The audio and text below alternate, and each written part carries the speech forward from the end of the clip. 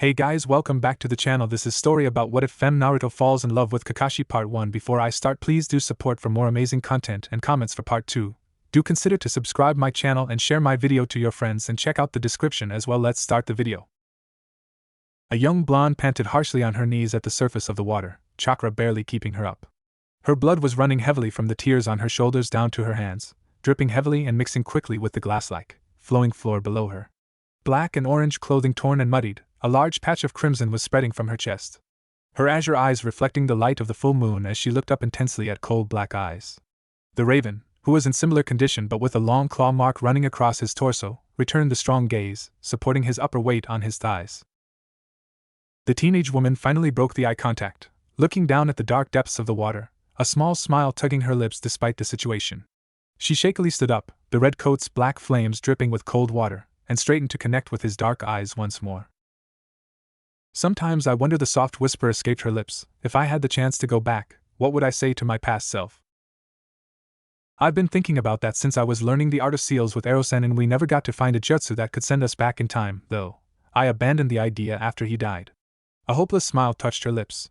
But now I think if I tried harder, would I have been able to stop all this from happening? Would I have been able to stop this tragedy? The male teen had his hands balled to fists, and a pained look flickered through his eyes as he slightly tilted his head down. The black and orange-clad blonde didn't notice it, however. She had turned her head towards the white moon that hung amongst the darkness, accompanied with bright twinkling stars. "It's too late now," she whispered ruefully. Tears streamed down her cheeks, and she bowed her head, wiping away the flow that didn't seem to end with her sleeve. His sandals caused ripples to form with each step as the man walked closer to her, slowly bringing his hand to touch her hair. It was mere centimeters away from reaching it, before he dropped it by his side again. "I'm sorry, Naruto." Naruto looked up in shock with moist blue eyes, more tears flowing down her cheeks, lips parted slightly. Forcing a small laugh, she quickly rubbed her wet cheeks. "Did Itachi punch some sense into your thick skull, Sasuke? I've never heard you apologize in, what? 3 years?" Feeling a sense of relaxation wash over her, she daringly stepped forward, leaning her head on his chest as she wrapped his comparatively large hands with her small ones. "Your eyes look different." Sasuke's eyes flashed with unrestrained surprise before a ghost of a smile appeared on his lips. He took his hands away from hers, ignoring the slight tense of Naruto's shoulders. He then enveloped his hands over them, much like she tried to do, and rested his head atop hers. "Use your Itanki." Naruto's eyes grew wide, and new teardrops formed at the corner of her eyes. Sasuke loosened his hands from hers, and wrapped his arms around her, holding her. Hands free, Naruto brought it to clench his shirt at his chest, crying harder. "Since when were you such a crybaby?" The two stayed in the same position until Naruto finally calmed down, fully satisfied of releasing all her pent-up emotions. Sniffles were what were left compared to the bawling she had done earlier, and Naruto finally let go of him. "I'm not a crybaby, you jerk." She softly punched him, her hit so light Sasuke wondered if she had even done it at all. "You do realize that I am your enemy, right?" Sasuke panted, still as tired as she from their fight. "You will never be. I never thought of you being anything else other than as my best friend." Naruto smiled weakly, exhaustion starting to take over. "Though I guiltily admit I had always wished." "Naruto!" Sasuke caught her before she fell. "Get up!" Her eyes had become unfocused, before she managed to bring a hand up to cup the man's cheek. "Sorry, Sasuke, I'm sleepy." Naruto pulled the last grin she can make, taking in Sasuke's features one last time. "Though I guiltily admit I had always wished we were more than best friends." Sasuke's face blurred, and Naruto felt her eyes droop. "But I was still alright with the close friendship we had. I was happy with you just being at my side." Naruto lifted the corner of her pale, chapped lips. "And I can rest in peace knowing that you're back to me. Even if it was only for a short while." "No, Naruto! Don't sleep, damn it!" Sasuke desperately shook her shoulders, eyes widening in terror as the girl's eyes slid shut slowly. "Namikaze Uzumaki, Naruto is now gone from this world." Sasuke shook his head. Naruto would be gone after a day has passed. He unzipped her jacket and lifted her shirt to reveal her stomach, ignoring the glowing seal. Biting his thumb, he drew blood, using the red liquid as replacement for ink. He drew squiggles and kanji characters over the Jinchuriki seal. The preparation of the jutsu complete, he felt his life force draining away at a rapid speed into the blonde woman in front of him. His fingers combed through the tangled golden tresses, thumb wiping away the last teardrops that had escaped her eyes. He slowly formed the hand seals, and on the last one he uttered the jutsu, the wind carrying the whisper. Thank you, Naruto. Thank you for believing me after all this time. Sasuke's lips curved into a gentle smile as he weaved his fingers with the blondes. Thank you, and his form collapsed next to Naruto, and rolled over to face the vast, midnight sky. Farewell. Surrounded by a beam of light, Naruto disappeared. Crimson, demonic eyes snapped open as the ground the beast laid in shook. He hadn't died as fast as his blonde Jinchuriki did, though he did feel quite drained. Taking in the light that shone out from the doors where his captor's memories lie, the many symbols and scribbled kanji that spread throughout the area, Kurama instantly knew what was going on. He did not need to read the seal to figure what was occurring, and the fox sighed heavily. That stupid Uchiha brat. What Naruto saw in the reckless and idiotic boy, he would never know.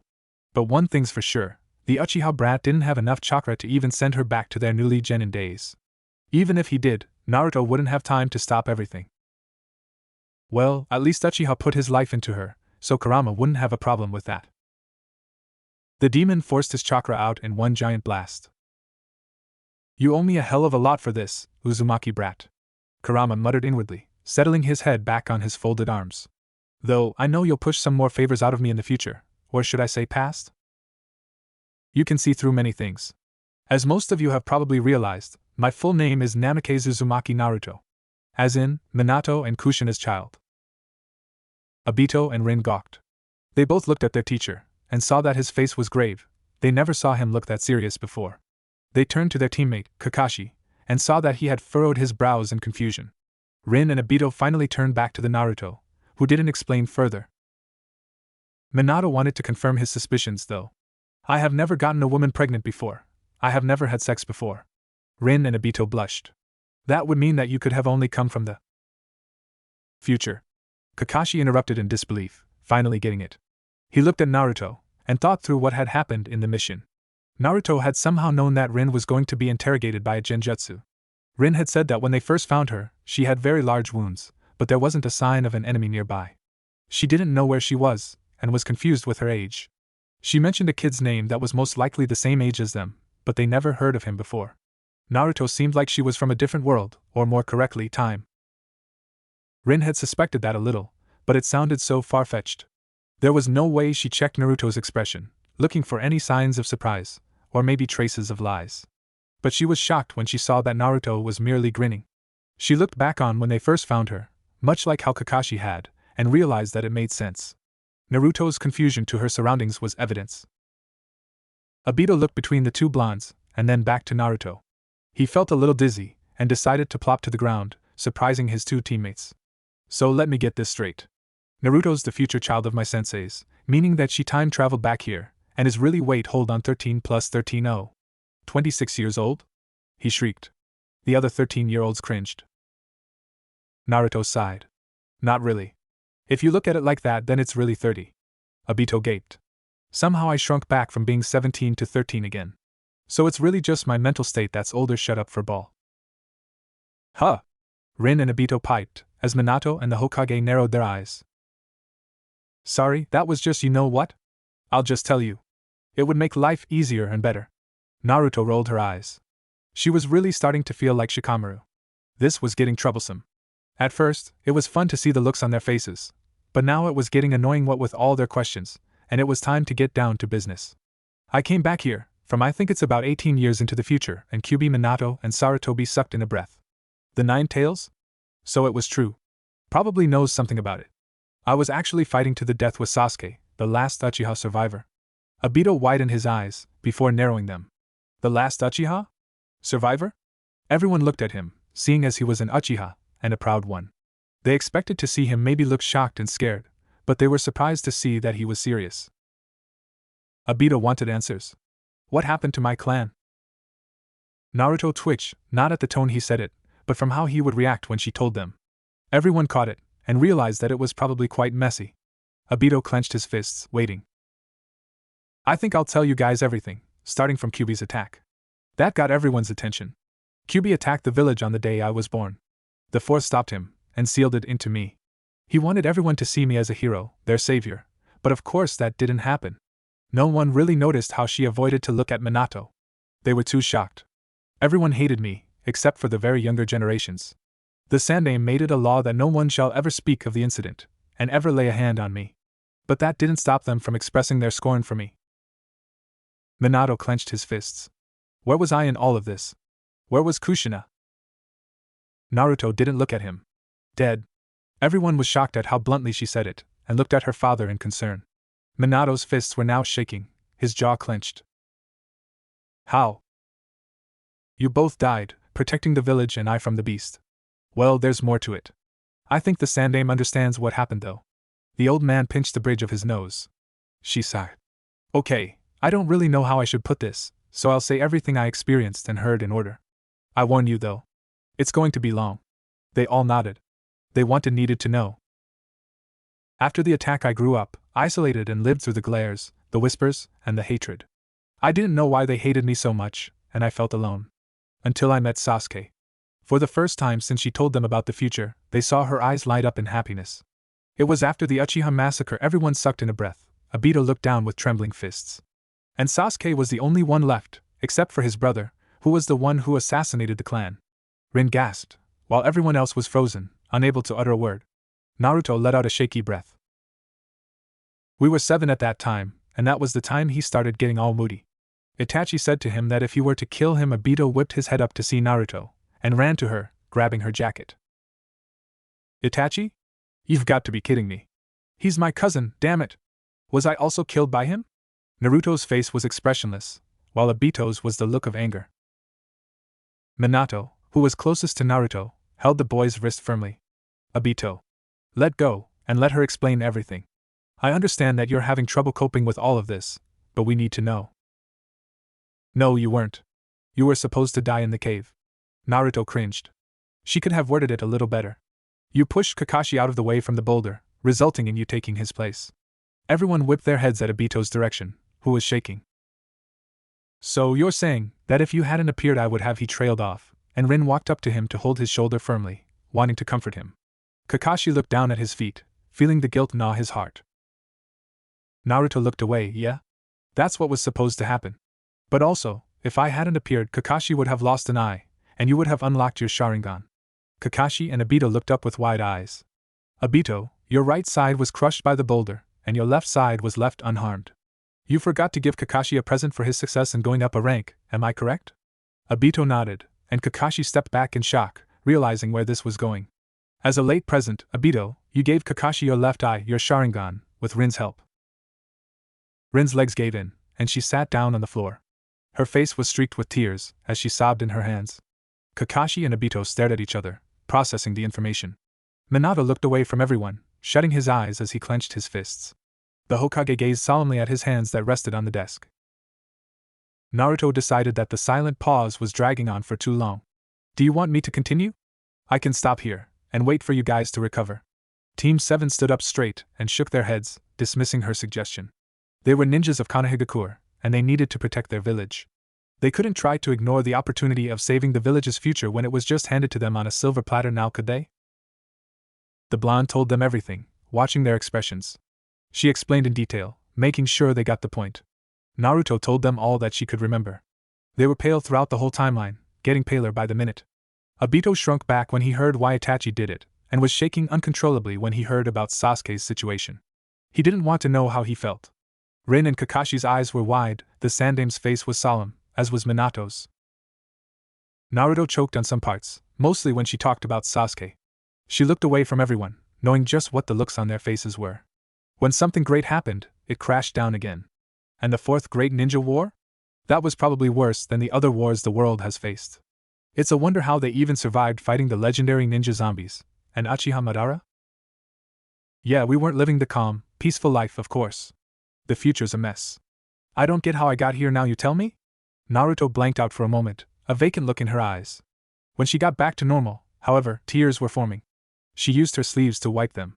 She spoke in a weak, wavering voice. Kyuubi told me that Sasuke used a jutsu to send me back, and was probably trying to get me back to when we were kids so that I could change everything. Kyuubi used his chakra to send us further back, however, knowing that it was easier to start from the very beginning. I was supposed to be dead, but Sasuke. Naruto choked on her words, the tears falling even more. That idiot pushed his life force into me. Everyone looked away, knowing how hard it is for her to explain everything. And what made it worse for her was that she loved the Uchiha boy. Minato was glad that Naruto understood what he and Kushina wanted for her. He was glad that his daughter had grown up to be a kind-hearted, understanding and strong woman. His eyes softened as he smiled, looking down. Well, then I ended up here, and all that. I plan on changing the future completely, and I would need everyone's help. Naruto concluded, remembering what Itachi had strictly told her. She noticed the tense atmosphere in the room, and wanted to remove that. Everyone nodded, determined. She grinned, getting her smile back, which everyone was relieved for. I'm hungry. Is it Jiraku you know here? She rubbed the back of her head. Everyone faltered, already knowing her love for ramen. Minato smiled. Yeah, it's already made. Ichiraku's quite famous now. Naruto whooped alright. Sarutobi had a hint of a smile. Now hold on, Naruto. We need to think up of a cover for you. Everyone would notice the similarity between you and Minato. The girl nodded, understanding his point. Oh right. Rin piped up this time. How about this? Naruto is Minato-sensei's long-lost sister, who was separated from him during the beginning of the war. Not many people know about Minato's family, and they would welcome her warmly. The third nodded. The idea was good. That's believable, and a very likely scenario. We'll stick with that. Minato smiled brightly. Then she could live with me. I have a spare room, and I want to get to know my sister a little better. Naruto grinned, liking the idea. You'll be a Chunin, and would be able to enter the Jounin exams. Since the other teams are full, and it's a good idea to let Naruto be with you for, she'll be a new addition to Team 7. Obito whooped, and the others smiled.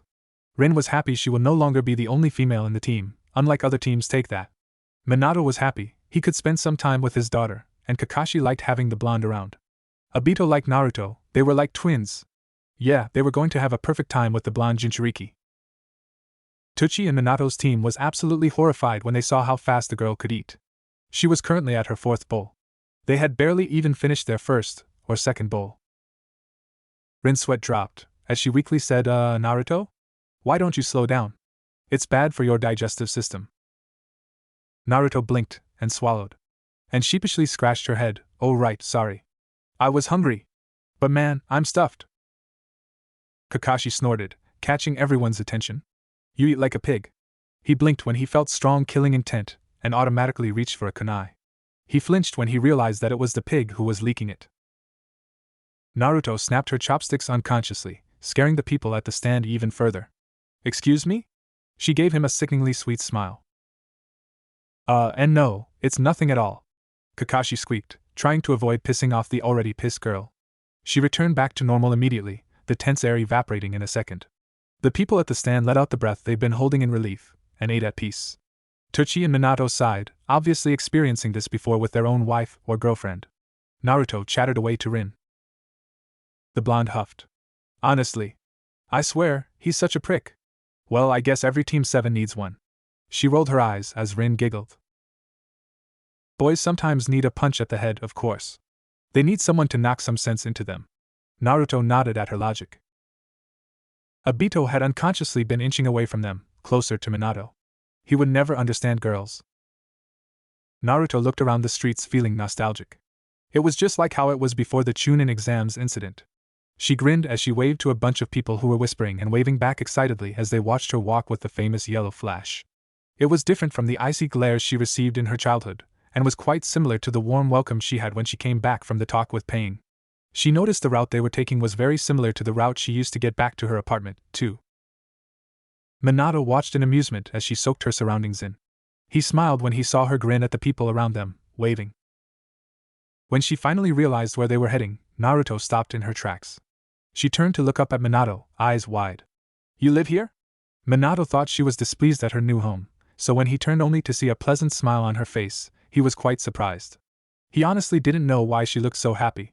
The apartment was old and looked a little shabby, something females never likes. He thought it was fine, really, as long as it can provide good shelter and comfort. Well, yes, I'm sorry that it looks worn down and all. Hope you don't mind. Naruto blinked but widened her grin. It's not that. I used to live in the same apartment before it was blown away. Minato's lips quirked into a smile as his eyes crinkled upwards. Ah, that explains your good mood. Yup. I think Kakashi-sensei would have arrived by now. What's keeping him? Naruto groaned, and Rin nodded, also wondering what Obito did on a daily basis that got him late for every meeting. Kakashi twitched when he heard the sensei bit. He was definitely not used to it, and probably never will. But it did make him happy that his future student displayed affection for her teacher. It meant that he was doing a good job. Hey! Sorry I'm late, guys. You see, there was this old lady that dropped her tomatoes down a hill, so naturally I just had to help. Naruto's eye twitched before she sighed. Well, at least your excuses are more believable. She rolled her eyes. But seriously, Obito. That doesn't take 4 hours. What happens if you're late for a mission? Kakashi shook his head. Obito's only late when we have team meetings. Naruto blinked. That was what Kakashi, of the future, often did too. Now that we're all here, can we get on with training? Minato nodded, while Obito mumbled to her.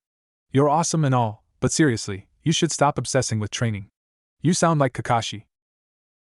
Kakashi glared lightly, but Naruto just grinned. Yeah, I love training, so what? She stuck her tongue out. But at least he's getting better. I think he's just still getting used to the stick's absence from his Rin hurriedly spoke up, blushing. Let's just get on with the day, shall we? She pleaded. Minato nodded, shaking his head at his daughter's indecent use of words. Let's start with the usual spar. Obito, Rin, you both start first. The match was a taijutsu spar, seeing as both opponents weren't able to use ninjutsu.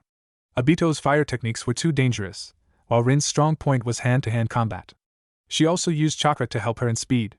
Naruto recognized that Rin's way of fighting was very similar to Sakura's before she became Tsunade's apprentice. It works well, but only against people who tire easily.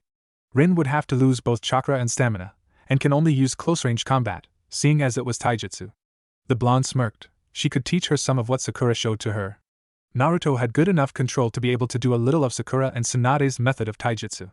Rin's chakra control was quite impressive, much like how Sakura had been. It's a good idea. Alright, that's enough. Minato spoke as he raised an eyebrow at Naruto's expression. Obito, it would be a good idea to learn more techniques. If you were to be against an opponent who you don't want to injure too badly, say a potential spy, you'd be restricted to using either taijutsu or D to C-rank jutsus. It would cause you to be at a disadvantage. Rin, you were great, but you'll have to grow your chakra levels, stamina, and learn long-range techniques. Obito and Rin nodded, keeping what he said in mind. Next. Kakashi, Naruto, you're up. Obito whooped, wanting to know who'd beat the other. He grudgingly admits that Kakashi was the strongest out of them, but now he didn't know who was the best. Naruto was pretty strong from what he had seen, and she had more experience, after all. Rin also thought the same, anticipating the match. Seeing as how Kakashi wasn't going to start first, Naruto formed her favorite hand seal. Kaige Bunshin no Jutsu. 4 clones appeared, and along with Naruto, they formed a circle around Kakashi. Kakashi widened his eyes, knowing where this was going. As he expected, all of the clones and the original attacked him, giving him a hard time to find the original. He didn't notice one of them make another shadow clone appear behind him quietly, and didn't notice it run up to a tree. Minato widened his eyes at the tactic. It's very smart and perfect for one like Naruto, who has an extraordinary chakra level. Obito and Rin watched in amazement. They knew Naruto wasn't using anything she learned after she was 13, since she said it felt unfair. Kakashi was rather put off with that, but didn't say anything. The prodigy finally got rid of 4 of them, and was fighting off the one he expected to be the original. So imagine his surprise, when he kicked it, and the blonde disappeared in a puff of smoke. He realized what Naruto did immediately. Kawarimi with another clone. He growled in frustration, before looking around. Naruto stayed hidden in the tree, getting ready. It wouldn't be as great as Lee's or Guy's, but it would have to do. She stealthily went back down, and applied chakra to her muscles. She dashed across the field, looking like a yellow blur. When Kakashi noticed her, it was already too late. His face twisted in horror when he recognized where this was going. Instead of the green blur he was used to, it was a flash of yellow. She jumped and twisted her body to apply all of her strength to her foot. Konoha Senpu! Kakashi was sent backwards when Naruto's foot collided with his cheek. Obito and Rin gaped, as Minato struggled not to laugh, acting very concerned like the caring teacher he was. When Kakashi was still lying on the ground, Naruto swore, "Shit!" She ran to him, checking for severe burns or anything. She really did it. I am so sorry, Kakashi. I didn't mean to hit you that hard. Kakashi's eyes screwed shut in pain, as he slowly propped to his elbows. The rest of the team came along too, worried. Kakashi, trying to save his pride, shook his head slowly. It's alright. I'm fine. When they were sure he's safe from harm, Obito grinned at Naruto, who was still apologizing. Man! You were awesome, Naruto! The girl shook her head furiously, still guilty. No, I used Lee's technique, which was something I learned from observing after I was 13. I cheated.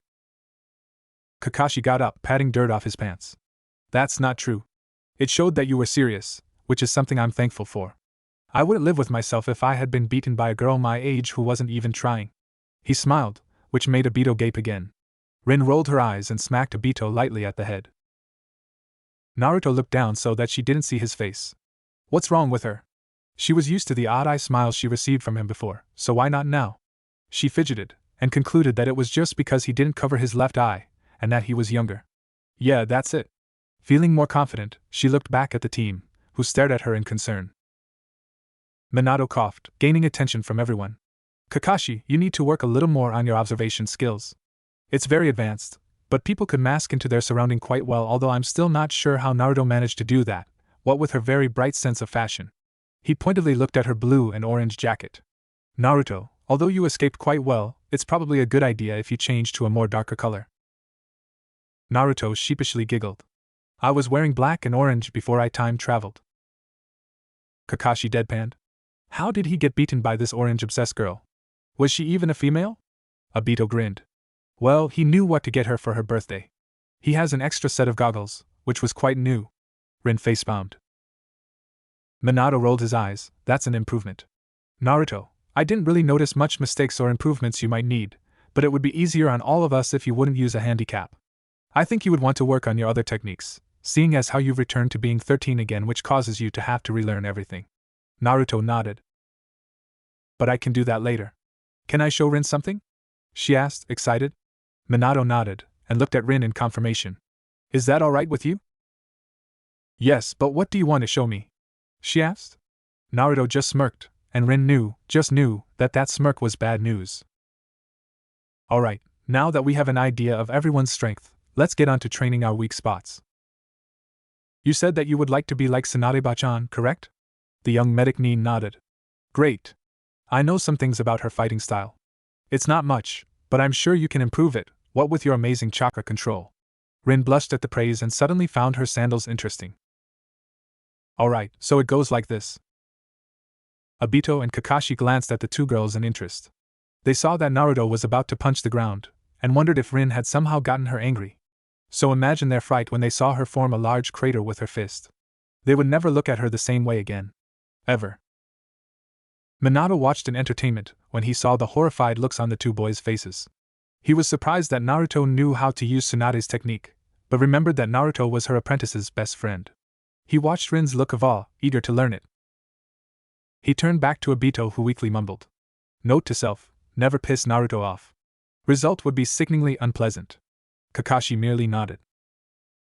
Kakashi sighed as he lied on his bed, facing up at the ceiling with his head on his folded arms. It had been a long day, and just after a mission, too. He thought back to what Naruto had revealed to them. He seriously couldn't imagine himself to be the goofy, perverted teacher she had listed him as. He was even more shocked that he'd take on the responsibility to be an instructor, Naruto's instructor. Had Naruto have never appeared, he would have lost an eye, and Obito would have been killed. Obito didn't get his Sharingan, but there was a hint of it. Obito's irises changed slightly when they fought the ninja, which pleased the boy greatly. It was like Naruto was an angel sent from heaven. Ever since Naruto's been around, Obito had gotten a little more mature, which was something Kakashi could definitely live with. He smiled as he rolled to the side. She was interesting, he'll give her that. Nera was woken up by the sound of the door banging, which was slightly muffled by her room's walls and door. She rubbed her eyes, trying to shake off some of her sleepiness, and checked the time. 7:30 a.m. She got out of bed drowsily, mumbling incoherent words. When she walked through the hallway, she heard a familiar feminine voice. The owner of the voice sounded very eager, seeing as how she kept pestering her dad. What's this I hear about a long-lost sister? Is she up? Can I meet her? Naruto had to blink twice when she saw the flaming red hair, squinting to make sure Minato was blocking the woman, standing at the door. She widened her eyes when she realized it was really her. Her mom.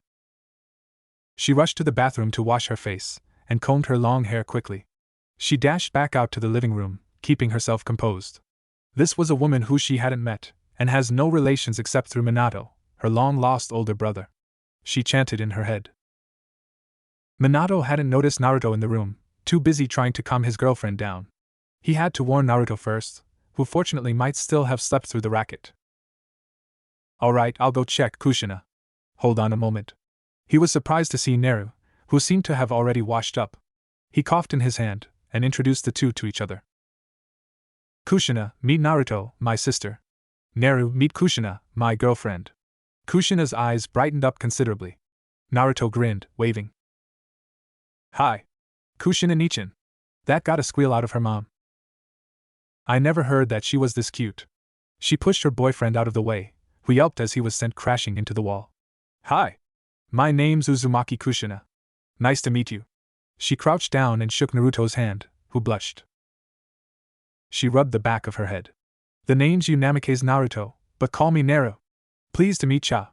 She looked back at the man who was supposedly the infamous Yellow Flash, twitching on the floor, a crack on where he hit against the wall. Kushina followed her gaze and laughed nervously.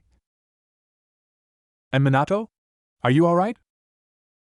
He twitched in reply, as the cracks on the wall grew bigger. Neru and Kushina cringed when pieces of heavy wood broke off, and landed on Minato's most intimate place.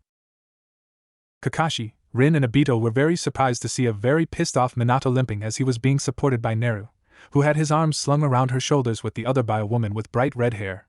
They recognized her immediately. She occasionally came by to watch their training, and she was quite famous for her specialty in sealing, pranking and scaring the hell out of people. She was the red-hot-blooded habanero. Minato-sensei? Neru? Kushina-san? Rin, still in her surprised state. This was probably the first time they have ever seen their sensei that mad. Scratch that. This was their first time seeing him mad. He was always calm and collected, so what happened? Kushina and Neru grinned, and the other 13-year-olds gaped. If Neru had a red wig and paler skin, changed her eyes to darker blue contact lenses, and erased her whisker-like marks, she'd be an exact replica of her mother. Hey kids. Sorry I arrived so late. I had been attacked by a boar. Minato glared at Kushina, who glared back, while Neru chuckled weakly. Rin and Kakashi decided not to ask, not wanting to further irritate the already angry man. Obito didn't, however, oblivious to the tension. A boar? Now that's worse than my excuses. He laughed, but shut up when his sensei merely looked at him. He yelped and hid behind Rin, who twitched an eye at his idiocy. Minato's dark chuckle turned into a full-blown, outright creepy evil laugh. Neru then let go of him rather harshly, seeking shelter in her new teammates. She glommed Kakashi, who was the farthest away from the man, shivering in fear. The boy didn't have the heart to shove her away, seeing her distress, and he also wanted to cling on to someone himself. Kushina gaped, feeling horribly betrayed. She did the same then, but ran, fleeing for her life back to her own apartment. Minato's chakra spiked, and he started trembling now as he got up from his crumpled state on the floor. His eyes were shadowed by his hair, but Kakashi, Rin and Obito saw the insane smile that was plastered on their sensei's face. Poor little Neru buried her face into Kakashi's chest, sobbing. Everyone flinched when they heard the hysteria dripping from Minato's voice. How about a little training session? It's been a long time since we've had that, don't you agree? Neru would have piped up that she hasn't been with them very long, but when she felt Kakashi shudder, she decided against it. And she was still sobbing. Their training session would have sent even Guy a run for his money. When Kushina finally reached her apartment, safe and sound, she collapsed on the sofa. She let out a breath, and giggled. That was the first time she had ever gotten Minato so furious, and despite the fact that it was directed at her, she was laughing. She hasn't had that much fun in quite a while. But Neru was such a cute girl. Kushina squealed in a pillow, trying to muffle the sound so that she didn't disturb the neighbors. Minato would have trouble keeping all the boys away. She, of course, was going to protect that girl, but she would want her to get a boyfriend. Preferably a good-looking one, maybe one like Kakashi or Obito. Ah, she loved Neru already. She drifted off to sleep for a while, and was stirred an hour later. She got up at the sound of knocking, and rushed to open the door. She was pleasantly surprised to see Mikoto, her best friend. Hey Mikoto! How's everything going? She greeted. Mikoto giggled at her cheerfulness. Hello Kushina. You sound very happy. Have you met the long-lost sister? She inquired. That made Kushina's bright smile evolve into a grin. Hell sorry, yeah. She is such a cutie. Before that, though, why don't you come in? Kushina chattered about the young blonde girl while pouring some tea to their cups, as Mikoto listened to every detail enthusiastically. She smiled and thanked her as she sipped. Kushina told her what she did to Minato rather guiltily, and Mikoto laughed. Wow, I can't wait to meet her now. You've gotten me impatient, Kushina. She pouted, and the redhead laughed. Speaking of kids, how's little Itachi? 5 years old, was it? I haven't seen him in a while, with the missions and all that. Mikoto smiled affectionately. He's such a sweet child. He doesn't cry a lot and barely causes any trouble. He's so nice and sincere that it's as if he's an angel in disguise. This one time, I feel like I have just been trampled by hundreds of bulls. Naru whined as she leaned against a tree, trying to stand. Kakashi's eye twitched uncontrollably. Yeah? Well, I feel like I have just been trampled by 200. Obito whined louder. Rin's fist trembled with a nerve threatening to pop as her eyebrows went into a twitching frenzy. Minato watched the four, and was really regretting to not bring some popcorn. Shut up, Naruto. Who was it that dragged your sorry ass through the whole lapse? Oh, I remember me. Naruto blinked at the obvious irritation in his voice and looked up in surprise. Wow, you swore! Never knew you had it, hey. Watch the face. Obito laughed as he pointed at her misfortune. He abruptly stopped and flinched when he felt a glare directed at him, remembering that he also made Rin pull him throughout the whole run. His neck craned as his head robotically turned to the brunette's direction, only to be sent flying from the punch. And Rin was glad she learned how to add chakra to her attacks beforehand. Until she saw the result of where she sent Obito to. Minato watched with forced amusement, while Rin watched in horror as Obito crashed into Kakashi, forcing him forwards. Forcing Kakashi's lips to Neru's. Neru stuttered when he finally pulled away from her, and Kakashi took a step back. Wait, now he took millions. Neru traced her lips with her hand, trying to confirm what she had just experienced. As she stared wide-eyed, Kakashi did the same, staring right back at her.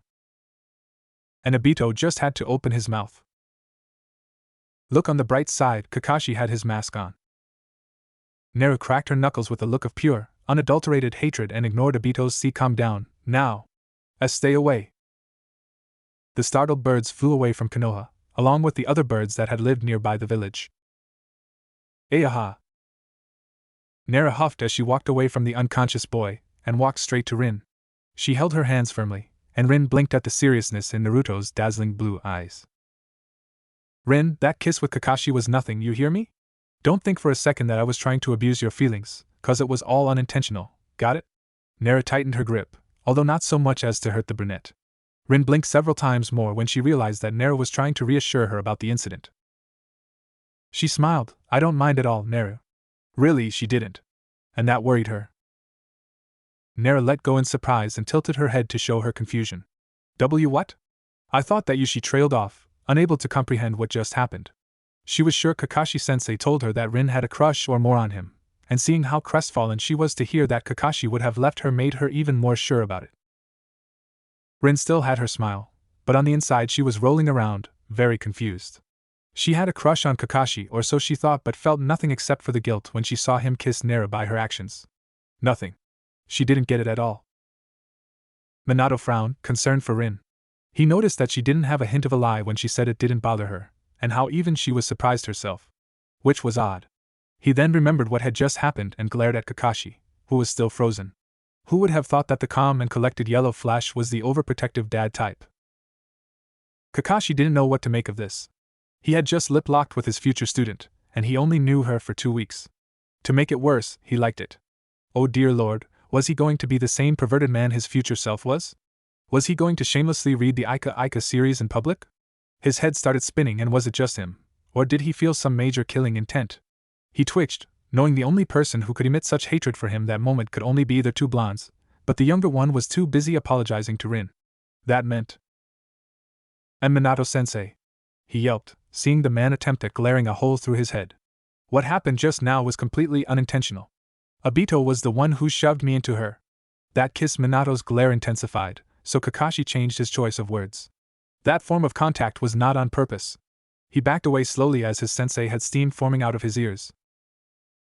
I can't believe that I kissed a guy by accident again. Neru whined, and everyone whipped their heads at her. Again. When was your first time? Was he cute? Rin gushed. Naru shifted uncomfortably and blushed. Oh right, I didn't mention it before, did I? I was pushed into Sa. She was cut off by a loud screech. Girls! Kakashi's here! Even more screeching. Kakashi widened his eyes, and placed Naru in front of him as a shield. The human shield's eye twitched, feeling as though she has been stuck in this position before. Oh right. When Sasuke was too scared of facing his morbid fangirls. Judging by his strong grip on her shoulders, he was frightened. She tried to glare at him, but he only clenched harder. Oh. Geez, what is your GYH? Apparently, the insane girls took their position the wrong way, and now she were being chased. What are you to Kakashi, huh? Who are you? Hey! Get back here and explain, you nobody! Nobody? Naru ran all around the village in mute anger until she finally found an alley, the perfect hiding spot. She also only just remembered that she had dragged Kakashi with her in her panic, and looked around to find him crumpled on the floor, out in the open. Should she help him? After he just used her? But he might be tortured by the girls if she doesn't hide him soon. Naru really hated being a kind person. She dragged Kakashi into the narrow alley and climbed up using chakra the wall of a building as she swore the whole time through. She accidentally hit the boy against the wall as she held him by his sword straps and hoisted him up on the roof. God, what do they see in you? She poked him on the ribs, thinking he was still out cold. Until he twitched. Naru narrowed her eyes. You were awake the whole time? She paused, waiting for him to give up the act. Get up, you lying bastard. She jabbed him in the stomach when he didn't. Hard. He groaned in pain as he doubled over and Naruto smirked in satisfaction. Kakashi glared. Geez, woman. Are you even female? He pointedly stared at her breasts. Naru, mortified, trembled in absolute fury as she covered her chest. This idiot. Yes. They're bounded, idiot. I'm a kunoichi. What do you expect? And stop looking at me, pervert. Kakashi widened his eyes. Naru's words rang in his head nonstop. Pervert. Pervert. Pervert. Naru raised a brow. Kakashi? Oi, you there? Earth to eep. She yelped when he suddenly turned and held onto her shoulders, eyes wide with terror. Tell me, am I turning into the idiot my future self was? Naru blinked, startled, then laughed. She laughed. It's not funny. Haha. Kakashi, that's just priceless. You should have seen the look on your face. She clutched her sides. Heh, no, you're not like him at all. You're too stiff. Kakashi grunted as he looked away. There was an awkward pause, until Naruto broke out into another fit of laughter and Kakashi's lips twitched. Rin and Obito waved at the two as they walked back to where they left the team. Rin asked, Where on earth have you been? Naru rolled her eyes. Kakashi acted like a damsel in distress, and counted on me to save his sorry ass. Kakashi glared. He pretended to faint, and I had to drag him all the way up a building to hide him. She blinked, as if remembering something. And I just found out that he was a pervert moments ago. Kakashi panicked, knowing Minato would skin him alive, and hurriedly shut her mouth. MMPH. Minato's eyes squinted at Kakashi in suspicion, before rolling his eyes. Obito grinned. Who would have thought, eh? Rin giggled as Naru high-fived him. Minato felt rather guilty for the training he put them through, so he decided to give them a treat. Who's up for ramen? I'll pay. He saw the bright twinkle in his daughter's eyes, and regretted it immediately. Me. Obito snuck quick glances at Kakashi and Naru, who were both talking about training as they walked to the stand. Rin caught him, and elbowed his ribs lightly. I don't think they'll appreciate it if you keep looking at them like that, she whispered, raising an eyebrow as he grinned. He kept his voice low. Don't you think that those two have been a lot closer recently? I think forcing them to each other helped. Although it wasn't intentional, Rin nodded, also thinking the same. And Kakashi got less arrogant ever since she came. I think it's a great idea to push them further together. What about you? Rin grinned at him. Yeah, count me in. Minato rolled his eyes at his student's antics. Trust Obito to try and play matchmaker. But he had to agree, Kakashi's been kinder recently, but it might have been because of what nearly happened to Obito. Although, he thought grimly, Kakashi seems to be interacting mostly with Naru. Kakashi suppressed the urge to smack Obito upside the head, as he heard everything he said thanks to his sensitive ears. He looked from the corner of his eyes to his left at Naru, who didn't seem to notice, seeing as she was farthest away from the Uchiha and was in deep thought. Kakashi was sure that Naru was only a friend to him, and an odd one at that. He sneaked a glance at the blonde, who added a bounce to every step she took. Hey Naru? HM? What was your Kakashi like? The boy mentally facepalmed at how weird that sounded. Naru grinned as she remembered the tall, lazy, silver-haired man with his orange book in hand. At first I thought he was a bastard, since he acted like how you do right now. Kakashi faltered. But then I changed my mind when he said stuff about teamwork at the end of our test. I thought he was awesome. Kakashi's eyes widened a fraction, not expecting such a praise. Spending time with him was fun, even though he seemed mostly interested in reading porn. She smiled fondly. Kakashi shifted, wondering if he should, and then decided, how about me? He asked casually, trying to act mildly curious. Naru blinked in surprise, and thought for a minute. I think you're cool. Although you act a little cold and all, I have a good time when you're around. Kakashi was, to say the least, shocked. He thought that he was rather boring to be around, or too strict about things, but here was Naru telling him that she has a good time with him. Naru waved a hand in front of Kakashi when she noticed he stopped walking. Oi, Kakashi? You in there? She knocked his forehead protector. We're already here, you know? She looked to see that everyone else already sat and ordered, so she pulled on Kakashi's sleeve. It still bothered Naru to see Tucci with brown hair and not the gray she was used to, or the fact that Ayam wasn't working there and was currently at home playing with her dolls. She sat next to Rin, who was on her right, and Kakashi on her left, at the very end of the counter. Tucci-san. Miso with lots of pork, please.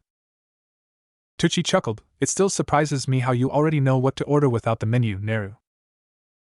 She grinned, and was about to say something only to be cut off by a very loud voice. Hatake Kakashi, my eternal rival. A bright green blur passed by her left, knocking Kakashi off his chair. Naru stifled a laugh and innocently looked to the side as Kakashi glared at her. He grits his teeth. Would you kindly get off, Guy? Naru couldn't stop it this time. She laughed. Guy got up and turned to her, forgetting to help his eternal rival up. You must be the lovely beauty of Konoha. I've heard many things about you, and I've heard that you are the Yellow Flash's long-lost sister, am I correct? Naru spluttered, the lovely what? But yes, I'm his younger sister. She glared at Kakashi, who started smirking at her discomfort. Even though she couldn't see it, his smugness was radiating out of his form. He smirked. Naru's fists trembled in fury. Guy gave her a thumb up, his mouth stretched and showed his teeth that sparkled. Nice to meet you. I'm the beautiful green beast of Konoha, Mato Guy. Naru could have sworn he had light shining all over himself. Kakashi got up, still smirking. Naru felt the need to punch him. So she did. And boy did she regret it when she saw Guy's sparkling grin widen. What a youthful Naru resisted the urge to groan. Young lady? He slapped Kakashi's back repeatedly, unknowingly giving pain to the silver-haired jounin. You lucky man. He chuckled loudly. All right, I challenge you to a duel for this lovely maiden's beautiful heart.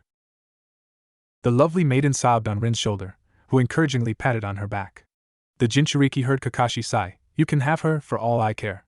Naru shot up in panic, and just knew that the idiot was smirking again. She gave Guy and the others. Obito was laughing his ass off, a sweet smile. We'll be back in just a second. She didn't wait for their reply as she pulled Kakashi out of the stall by his ear. What? The hell, Kakashi? Naru shrieked in his ear once they were farther away. Kakashi clutched his red ear. What? It's not like I like you or anything, and he seemed pretty infatuated with you.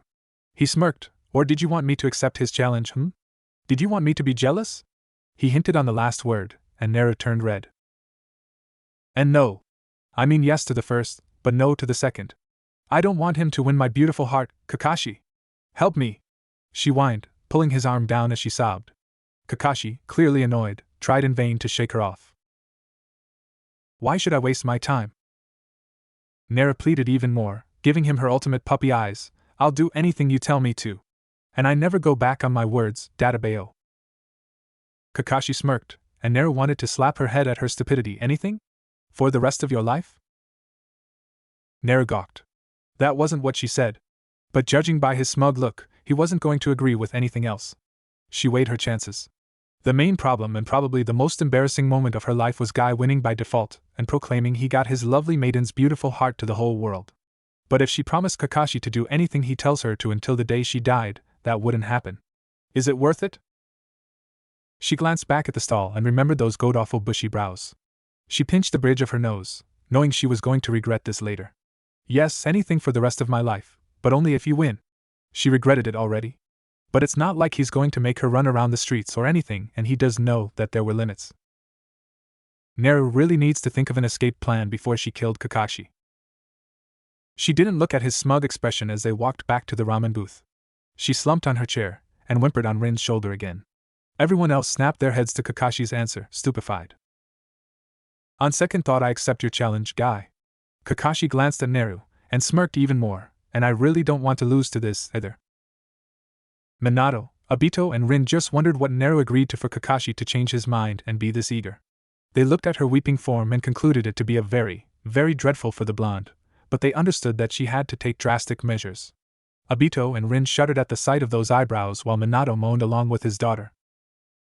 Guy grinned determinedly. Yash. Then how about a youthful match on taijutsu? Naru fell off of her seat. But. That's. Kakashi chirped. Perfect, so should we start now? Naru looked appalled. But he's a taijutsu specialist. That's unfair. She went back to bawling her eyes out onto Rin's now soaked shoulder. We haven't even eaten yet. Guy blinked. Oh, yes, that was right.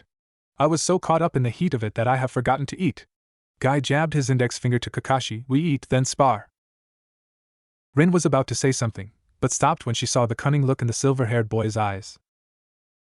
After doing a lot of thinking about her situation, Naru just realized that she did a very stupid mistake. She could have just confronted Guy about it and tell him that it bothered her, since he was a gentleman, and gentlemen did not cause trouble to ladies.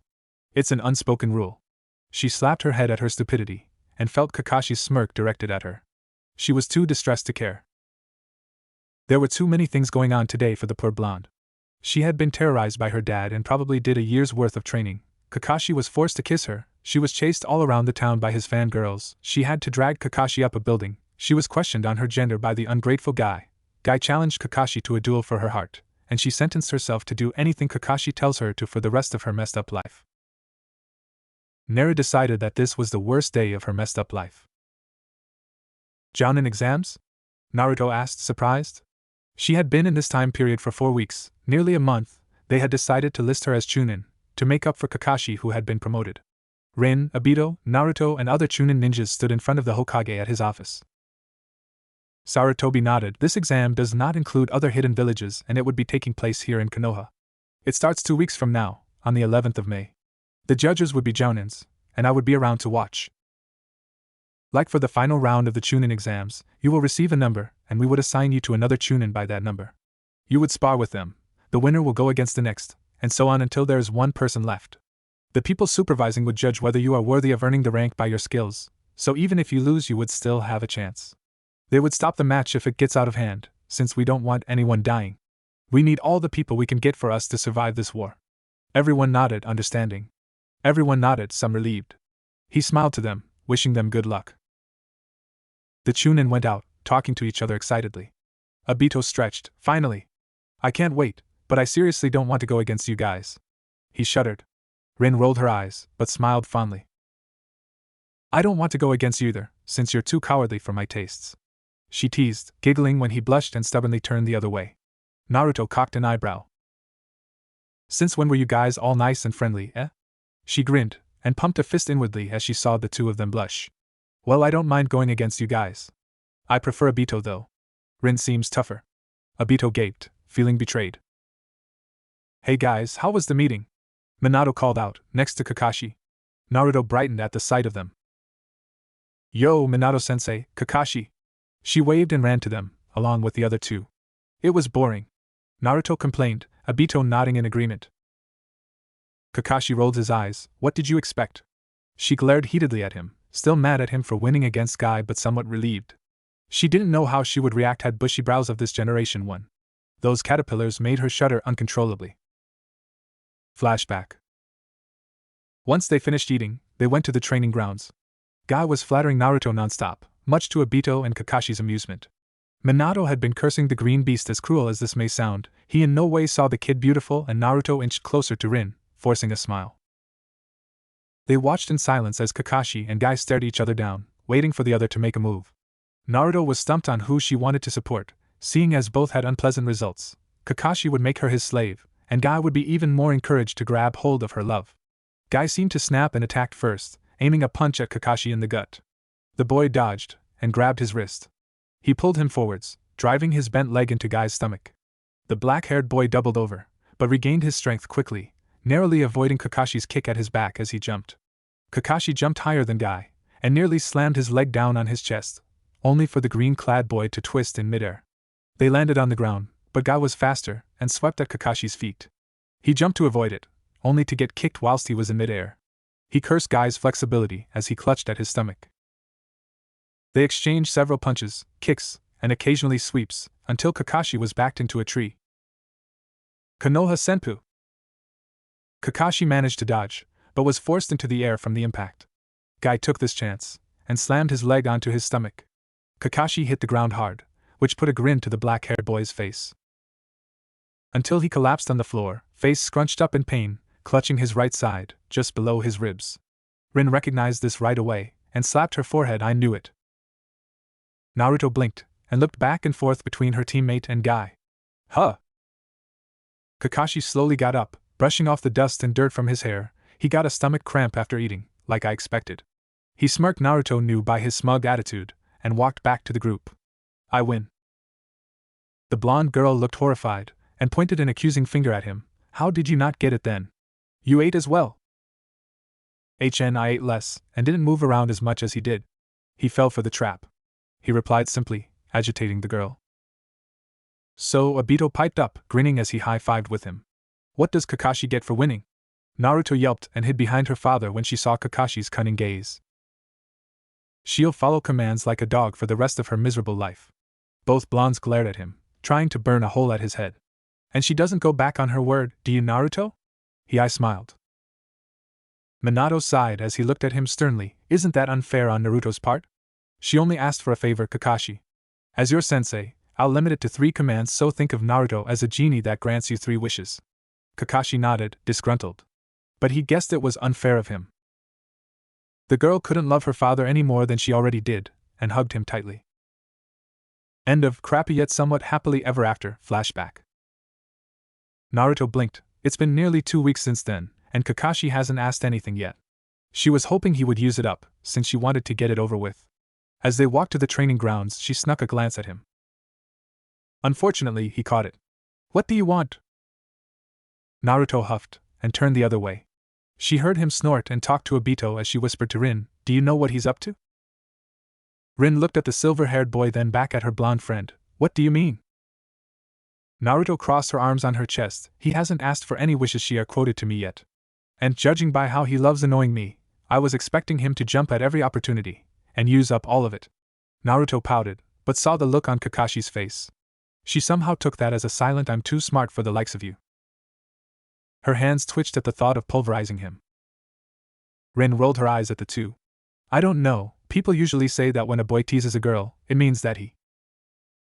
Naruto pulled the strands of her hair in irritation. Don't you dare finish that sentence, Rin. I've heard that from Sai already. Well, let me tell you, it ain't true, damn it. Kiba likes Hinata. That caused everyone to cast her strange looks, and she scratched her head and let out a nervous laugh.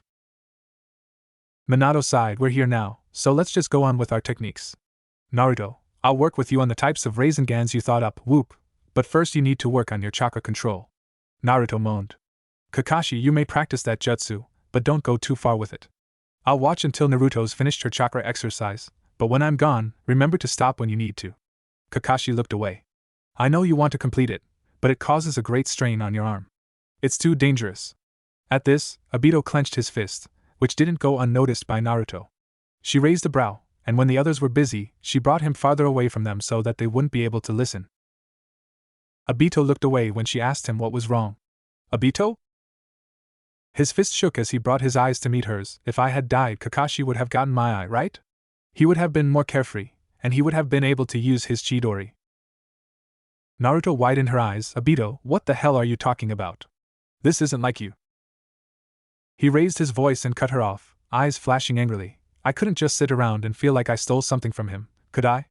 That isn't like me. I stole his chance of completing his technique that he probably made by himself, or be famed by all 5 nations. What makes it worse is that he tells me that it's okay, he's fine with it, even though he obviously isn't. Naruto had to strain her ears to hear his next words. Me being alive only made him weak. Naruto glared. Do you really think that? Do you understand? Obito glared back. Did you see the look on Kakashi's face whenever he tries to work on his technique? I have, before and after that incident. You wouldn't understand. Slap. Naruto's hand was raised as Obito's head stayed turned by the impact, stunned. The blonde felt her eyes sting as it moistened, but she didn't care. She needed this idiot to see. You think I don't understand? Well, sorry to burst your bubble, but I do. Remember Sasuke? Obito got out of his stupor and flinched. Yeah, well, I was in his way to power, and I wondered to myself every single day since he drove his hand through my chest. I wondered if I was really a bother to him, to everyone. The burden I carry dies when I die. Obito's eyes widened as she let the tears fall. I was thinking that the world would have been better off had I died. Naruto smiled softly, her voice lowering in volume, but I didn't. I remembered my comrades. I remembered that it was thanks to them that I got this far, and I can't let them down after everything we've been through. I just had to get stronger. I got over it. Obito took off his goggles to rub at his eyes. It was because of that I got everyone finally to acknowledge me. I got stronger, both mentally and physically, and look how far I've gotten now. I got the chance to save the future, to give us a world of peace. Naruto shook her head and corrected herself. No, we have the chance to make a world of peace. She closed her fist, imagining it grasp onto her words firmly as she smiled, eyes flashing in determination. She blinked when he heard the boy whimper. She giggled, suck it up. You're a guy, aren't you? He sniffled and wiped his face with his sleeve. I'm not crying. I just got something in my eye. Naruto smiled softly. There's the Obito we all know and love. But still, if you're still in doubt, remember that Kakashi was relieved that you lived, and your death in the other timeline affected him greatly. Plus, you're strong even though we tease you about it, and the village would lose one of their comrades had you died. You have great flexibility in taijutsu. You can use the fire techniques very quickly. And the future Kakashi told me that you were a natural when you awoke in your Sharingan. You used it with great ease, despite it being your first time. Obito's face showed his shock, but he quickly recovered and grinned. He winced at the stinging of his now swollen cheek. Naruto cringed, and rubbed the back of her head sheepishly. Sorry about that. I got kind of emotional. I'll go get some ice, but could you tell Sensei that? Obito nodded, and Mach glared. You owe me ice cream for this. Naruto snorted. Yeah, I know. Man, Sensei's gonna be pissed. She glanced back at Kakashi who was practicing Chidori. Anyways, you both make a great pair from what I have seen and heard. It's like you two were born to be yin and yang. Despite being opposites, you work like a whole. Naruto laughed sheepishly. I'm not making any sense, am I? Obito smiled. You are. He mumbled something she didn't catch. Naruto blinked. What? Obito shook his head. Nothing. Was there something else you wanted to tell me? Naruto's eyes looked down, before meeting his eyes again. Yeah, actually there is. I need to tell your clan about what happened. I need to tell Sasuke's dad. Obito sucks in a breath. You sure? Have you told Hokage-sama yet? Naruto nodded. I'm going to. The Uchiha clan needs to know. They're going to plan a coup, remember? They might even be planning already. Naruto ran a hand through her hair. She let it down ever since she time traveled unlike before and sighed. Well, that's all I have to say. I'll go back to training then before Kakashi blows up in jealousy. Naruto glared and pulled at her hair. Obito! Stop, ugh! I admit that we had some awkward moments, but there's nothing going on between us. We don't like each other that way. She threw her hands up in frustration. Obito laughed loudly as she stomped off. It's thanks to you that I realized what I want to do. After Naruto rushed to get some ice pack from her house and back to the grounds, she guiltily handed it to Obito. Minato sighed. Naruto, just practice cutting leaves with your wind chakra and we'll work on the Rasengan once you're done. Naruto nodded, and went straight to it. As she expected, the first try was hard. She made 100 shadow clones. Everyone gawked at the sheer number of it to speed up the training. In about 10 minutes, she managed to cut the leaf until halfway, much to her pleasure. By a little over 20 minutes, she succeeded in cutting the leaf in 2 pieces. Since Minato seemed busy with Kakashi at the moment, she decided to try practicing the Rasengan first with adding wind to it. She got farther away from everyone else, going further into the forest. She made 2 clones, and molded her 2 types of chakra. Futon, Rasengan. The jutsu had made a large hole on the thick tree, sending splinters and large chunks of wood in all directions. Naruto jumped away as she brought her arms to protect her face. Once deciding it was safe, she let them down, and was satisfied with what she saw, until she noticed that the tree was about to fall on her. Damn it! She jumped to the side, just barely out of the tree's way. She let out a breath of relief before getting up, shaking off the small pieces of wood that had stuck to her jacket. She glared at the tree, before swiping at it with her raw wind chakra, grinning evilly when she saw it divide into many blocks of wood. That was how Minato found her daughter, looking like a maniac over a chopped-up tree. He rubbed his temples. Do I want to know? Naruto chirped. Nope. Minato couldn't be any more proud of her when he saw the different versions she came up with. Their surroundings were trashed, trees bent, blown up, and large craters were formed on the ground. Naruto panted as she collapsed onto the ground, tired. That's all I can show you for now.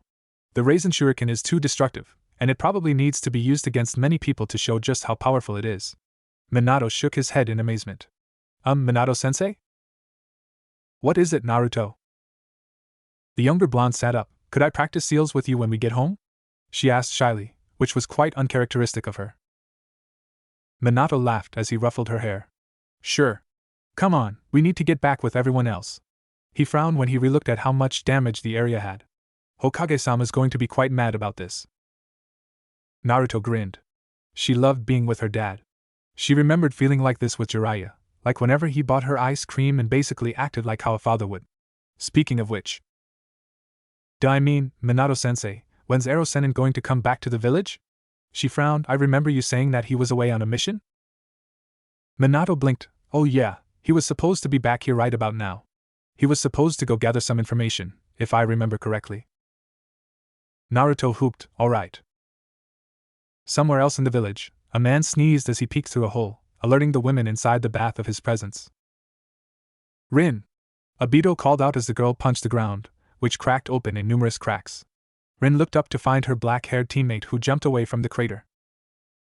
I need to ask you a favor, but before you freak, I want you to give me a chance to explain. Rin stood up straight with a concerned frown at the seriousness in his tone. I want to transplant one of my eyes with Kakashi's. Rin stuttered. What? Did you tell him first? He shook his head. It would be a surprise. I haven't given him a present yet, remember? It's perfect, and he'll need it. I'm planning on giving it to him after I completely unlocked my Sharingan, though I think I'm almost there. Rin sucked in a breath before exhaling slowly and swallowed hard. So you really want to do this? Her voice shook as Obito nodded. All right, Obito. Did you discuss this with your clan head? Obito looked down. Not yet, but I believe Fugaku-sama would understand, since Naruto would be explaining hopefully before I tell him. I haven't told her my plan either. I actually haven't told anyone about this other than you, since it was something I thought up a few moments ago. Rin furrowed her brows. Naruto would be explaining what? Obito scratched his head, explaining the future and all that. Naruto, we all want to prevent them from planning a coup d'etat. Rin frowned. That might cause the clan to strive for more power if they know what would happen. Obito, as if sensing her thoughts, reassured her. Don't worry, it's Naruto we're talking about. She's good with words. Rin's lips tugged upwards as she nodded. You're right, she is charismatic. She must have gotten it from Sensei. Charis what? Naruto was walking to the Hokage Tower after training, telling Minato that she'd try and arrive home by sunset. She still had a few hours, so she thought it would be fine. Until she stumbled upon Itachi. Itachi, an unbelievably cute 5-year-old Itachi, walking down the streets with his mom, holding her hand with his small one.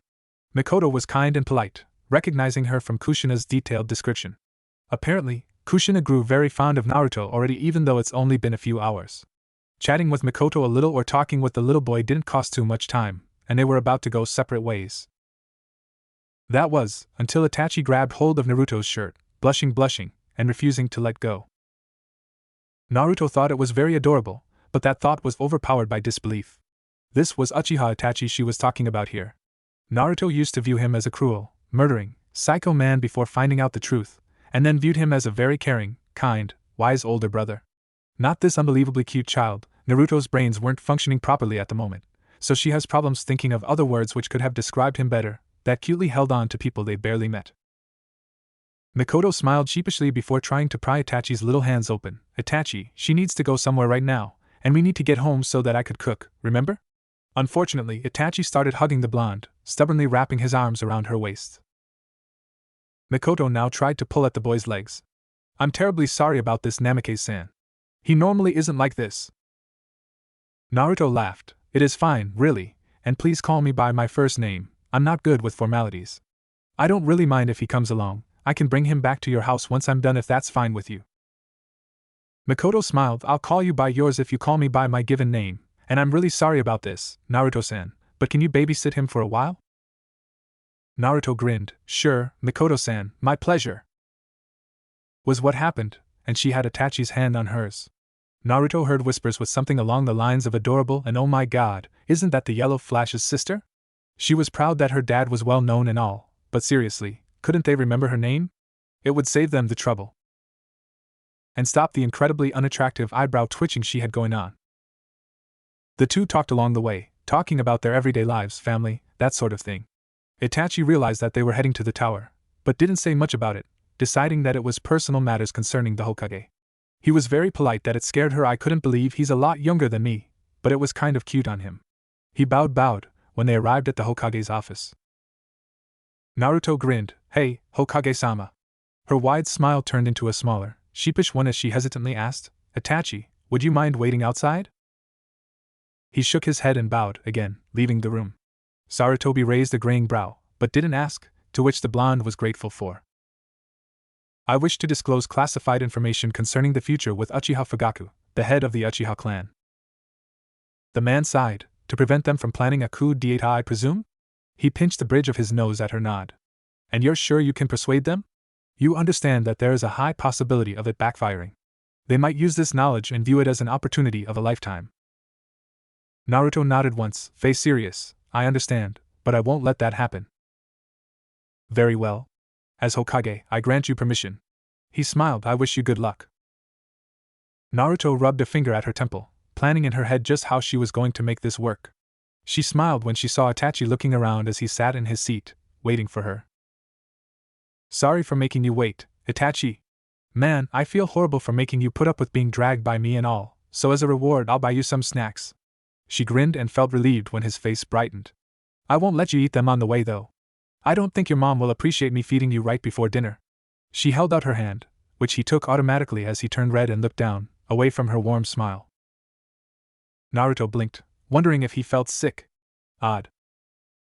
After buying some Pocky, apparently Itachi was crazy about them from the convenience store, they were at the main house's doorstep. Naruto heard some muffled voices inside. Obito, would you get the door please? That sounded like Mikoto's voice before another answered, okay. Imagine Obito's surprise to see his blonde teammate hand in hand with his younger cousin. You know, Kakashi isn't going to be happy about this. Naruto glared. How many times have I told you that he doesn't? He blatantly ignored her. Hey Itachi. Did you meet her boyfriend yet? Itachi scowled and shook his head, holding Naruto's hand possessively. Obito just laughed while Naruto blushed. Kakashi isn't my boyfriend, Obito. He's a teammate and a friend. Apparently the two boys weren't listening. The older boy was talking to the other all about her boyfriend and what he looked like. Naruto glared at the two, mostly at Obito, but blinked when she remembered another reason why she came.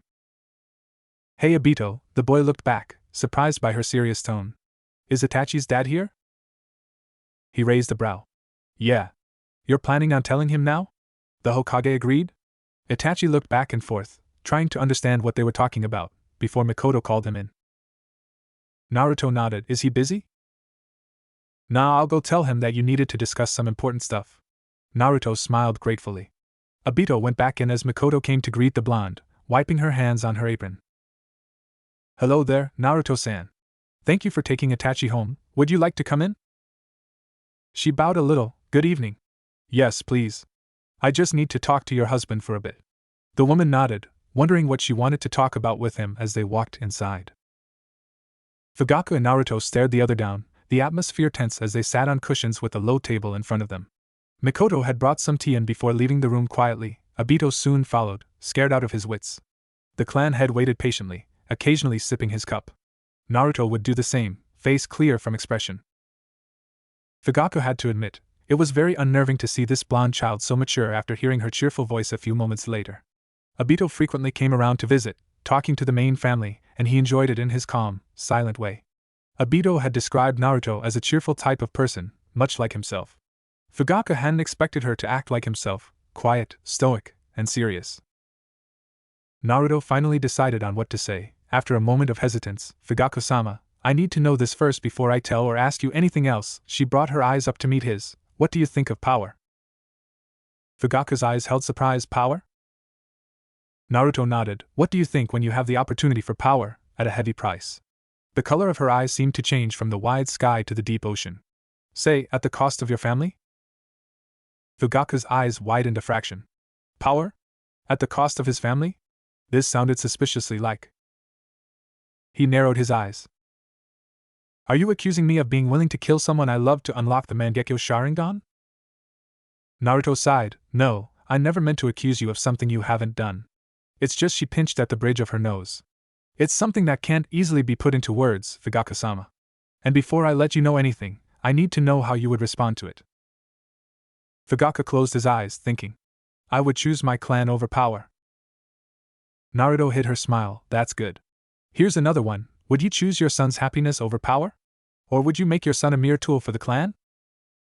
Fugaka's eyes flashed. What? Naruto repeated emotionlessly. Would you choose your clan's welfare over your own son's happiness? Fugaka closed his hands as he thought over her question. So you're asking me if I would choose the position of clan head over my role as a father? The girl nodded. I would choose my position as clan leader. I understand. Naruto noticed his shock and explained, my dream is to be the Hokage. I know what it means to be one. You have to be a good leader to lead your people. You have to be the role model for the children of your village. You have to set a good example. You have to choose your village over your own personal preferences. Fugaka's fists tightened. You understand well for someone as young as yourself. Naruto smiled. Thank you. She sipped her lukewarm tea, before putting the cup back down quietly. What do you think hatred is? Fugaka raised a brow, the emotion of intense dislike. Naruto laughed, although it held no humor. Right. Well, what about vengeance? Fugaka narrowed his eyes slightly. These are quite some questions you're asking. Vengeance is the desire for revenge. It is the desire to punish someone for what he or she has done, such as harming something or someone precious. Naruto nodded. It's a cycle of hatred. I've realized this before, after desiring for revenge myself. I realized that revenge does nothing but hurt more people, and it only renews hatred. This world is filled with hate, and still has seeds ready to sprout even more. I want to stop that. Fugaka sat still, stunned, at the words. He never has thought about this before, and hearing this from someone younger and less experienced. I've been through many things, Fugaka-sama. My life had many bad turns. I know many things that I shouldn't. I also know many things about the Uchiha clan as well. Fugaka glared. Is this a threat? Naruto blinked, and laughed. No, not at all. I want to save this clan, not destroy it. She pouted. I thought you'd understand that after all that talk. Fugaka sighed. I apologize. What do you know about this clan then? I know most of its history, legends, all that crap. Fugaka looked appalled, mostly at her vulgar use of language. She blinked, and smiled sheepishly. Sorry, I'm not a very formal person, so this is really taking a toll on me. Fugaka nodded once for her to continue. The Mangekyo Sharingan, the Uchiha and Senju clan's destiny. Naruto's eyes sobered. As one of the two final descendants of the Rakuta Sannin, I fought your second child, Uchiha Sasuke. I don't have another son, Namikaze-san. I believe you're mistaken. You'll have one in the future. Fugaka's eyes constricted in incredulity, wide open, and eyebrows raised high. It's possible. Namikaze Minato's Hiraishin, a space-time ninjutsu, is very much like a time travel technique. Summoning is also another form, although it uses another world. What evidence do you have to back up your story? She rolled her eyes. As I have said before, I know many things I shouldn't. I suddenly appeared a few weeks ago. I think it's quite believable. Fugaka sighed, irritated. Well? What do you want? Well, I just want to know what you think about things before getting to the point. She hummed, before deciding what to ask. What do you know of the Sage of Six Paths? The Sage of the Six Paths was the legendary figure who founded the arts of ninjutsu and created the ninja world. Why? He's more than that, but I wonder if I can trust you with this information? Her eyes turned serious, copying his cold demeanor. I'm quite loyal to the village, and I don't really trust you. He stayed silent, which gave her the signal to continue. You have some anger towards it, don't you? You believe that they were trying to put your clan under their thumbs. I was the same. They hated me for something I couldn't control, and I didn't know about it back then. I wanted revenge against them, to make them suffer as I did. But I didn't choose that. Instead, I chose to make them acknowledge me. It took me many years, but they finally respected me and cared for me. They stood up for me against enemies that wanted to kill me. They risked their lives to keep me safe. She looked directly into his cold black eyes, seeing the shock. I know this is quite a hard thing to ask of you, but I want you to try that too. Fugaku didn't respond to her request. What happened to my clan? Naruto's eyes darkened. Its curse corrupted them, and finished them. Fugaku was taken aback. What curse? Their hatred. The curse of hatred was originated from the Uchiha's ancestor's jealousy towards his younger brother. Her eyes narrowed. The Senju clan's ancestor. The man sucked in a breath, leaning back. This was not what he'd expected. She knew too many things, as she said before, which supported the fact that she traveled back in time. He gripped his cup, and closed his eyes shut, contemplating. The fate of the clan rests on her hands. She has the power to let it be crushed. He has to avoid that in any way possible. How could we stop it? There are many chances all around you. The clan needs to brighten up, make them see light. Wasn't the Uchiha's strength their sight? How are they going to see the things around them if they were blinded by the darkness? It's time for this clan to move on, and the younger generations are there to help it. In the future, Shisui and Itachi will want peace. They were the hope of this clan, until you went too far and lost them. Naruto leaned a little forward, arms rested on the table, when you all were blinded completely with the crave for revenge. Fugaku took a deep breath as the lower half of his face covered by his folded hands, elbows stood on the table. The image of Sasuke doing the same in the academy flickered in her mind. She sighed. You know, Obito was supposed to die from the Canopy Bridge mission. Fugaku whipped his head up at her, hands slamming the table. How? She stared at his dark eyes. When Obito pushed Kakashi out of the way of a falling rock, his right side was crushed. Unable to free himself, Obito asked Rin to give Kakashi, who had lost his left eye by an enemy, his remaining Sharingan to make up for not giving him a present to celebrate his promotion earlier. Then he was saved because... Yes, he was saved because I appeared. I knew how to avoid it. Now he and Kakashi have both eyes. She grinned, and now the Uchiha clan has a higher chance of changing for the better. There was a pause for a while until Fugaku finally spoke. I'm grateful that you saved him, Namike-san. Obito has become an important part of Mikoto and Itachi's lives, and I have also become quite fond of him. At this, Naruto grinned, as he had a hint of a smile himself. I have a proposition that might benefit the both of us. Naruto walked down the streets, sending a few greetings and waves to the other villagers. She was still happy with the results of yesterday's visit to the Uchihas. She lifted the flap of her favorite food stall. Hey, Pops! Miso with extra pork, please! She grinned, hearing his happy reply. They talked a little while he prepared her lunch, and laughed loudly. Itadakimasu. The movements of her chopsticks shoving the noodles up her mouth were barely visible.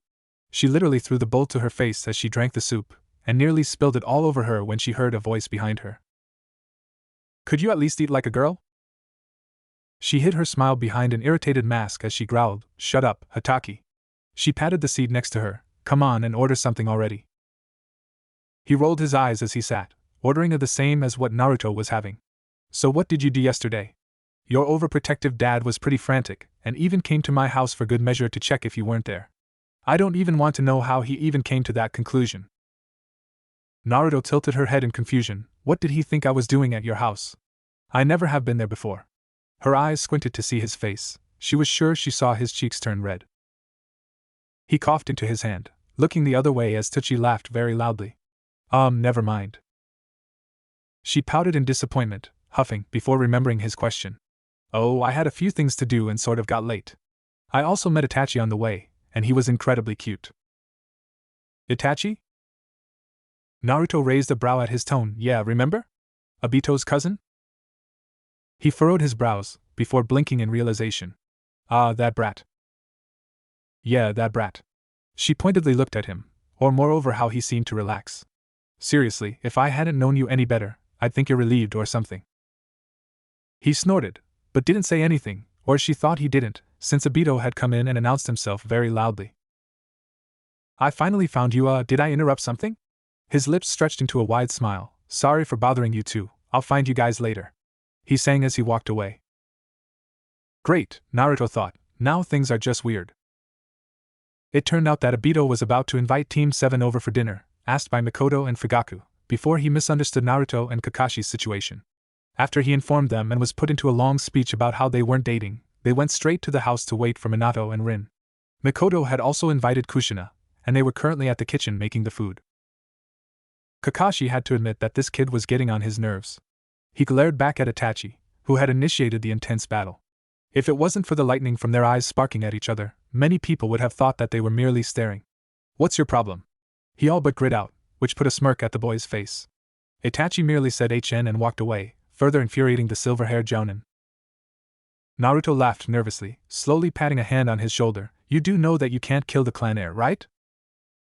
Obito barked with laughter at the obvious frustration his male teammate was in. He wiped the tears that collected at the corner of his eyes. "That kid's just precious, man," he choked out before going off to find his cousin. Which left Kakashi and Naruto alone in silence again, so Naruto looked at the pictures neatly placed on some shelves or on the wall to break away some of the awkwardness. After she observed all of them, she looked around. "Obito isn't coming back here, is he?" Kakashi sighed as he shook his head, knowing what that idiot was up to. "Probably not." Naruto shuffled, a little hesitant, before blurting out, "Can I touch your hair?" He faltered before regaining balance. "What?" he asked incredulously, wondering if he misheard the girl. "Your hair, it's like floating and all that. I never really thought about it much before, and I'm really bored right now." He did a curt nod before she grinned and ran behind him, reaching out to touch his gravity-defying hair. He stood as still as a statue, as she awed at how soft it was. This was beyond awkward. He refused to let out a sigh of relief when she finally pulled away, but groaned when he saw the scene behind him. Judging by her horrified face, Naruto was too shocked to let out a sound. Behind them were the rest of their team, and the main family. Kushina, Mikoto and Rin squealed in glee, Obito's grin sly with a camera at hand, Minato gaping and Itachi looking murderous. Fugaku seemed neutral, but when they saw the tip of his lip twitch, they knew it was over.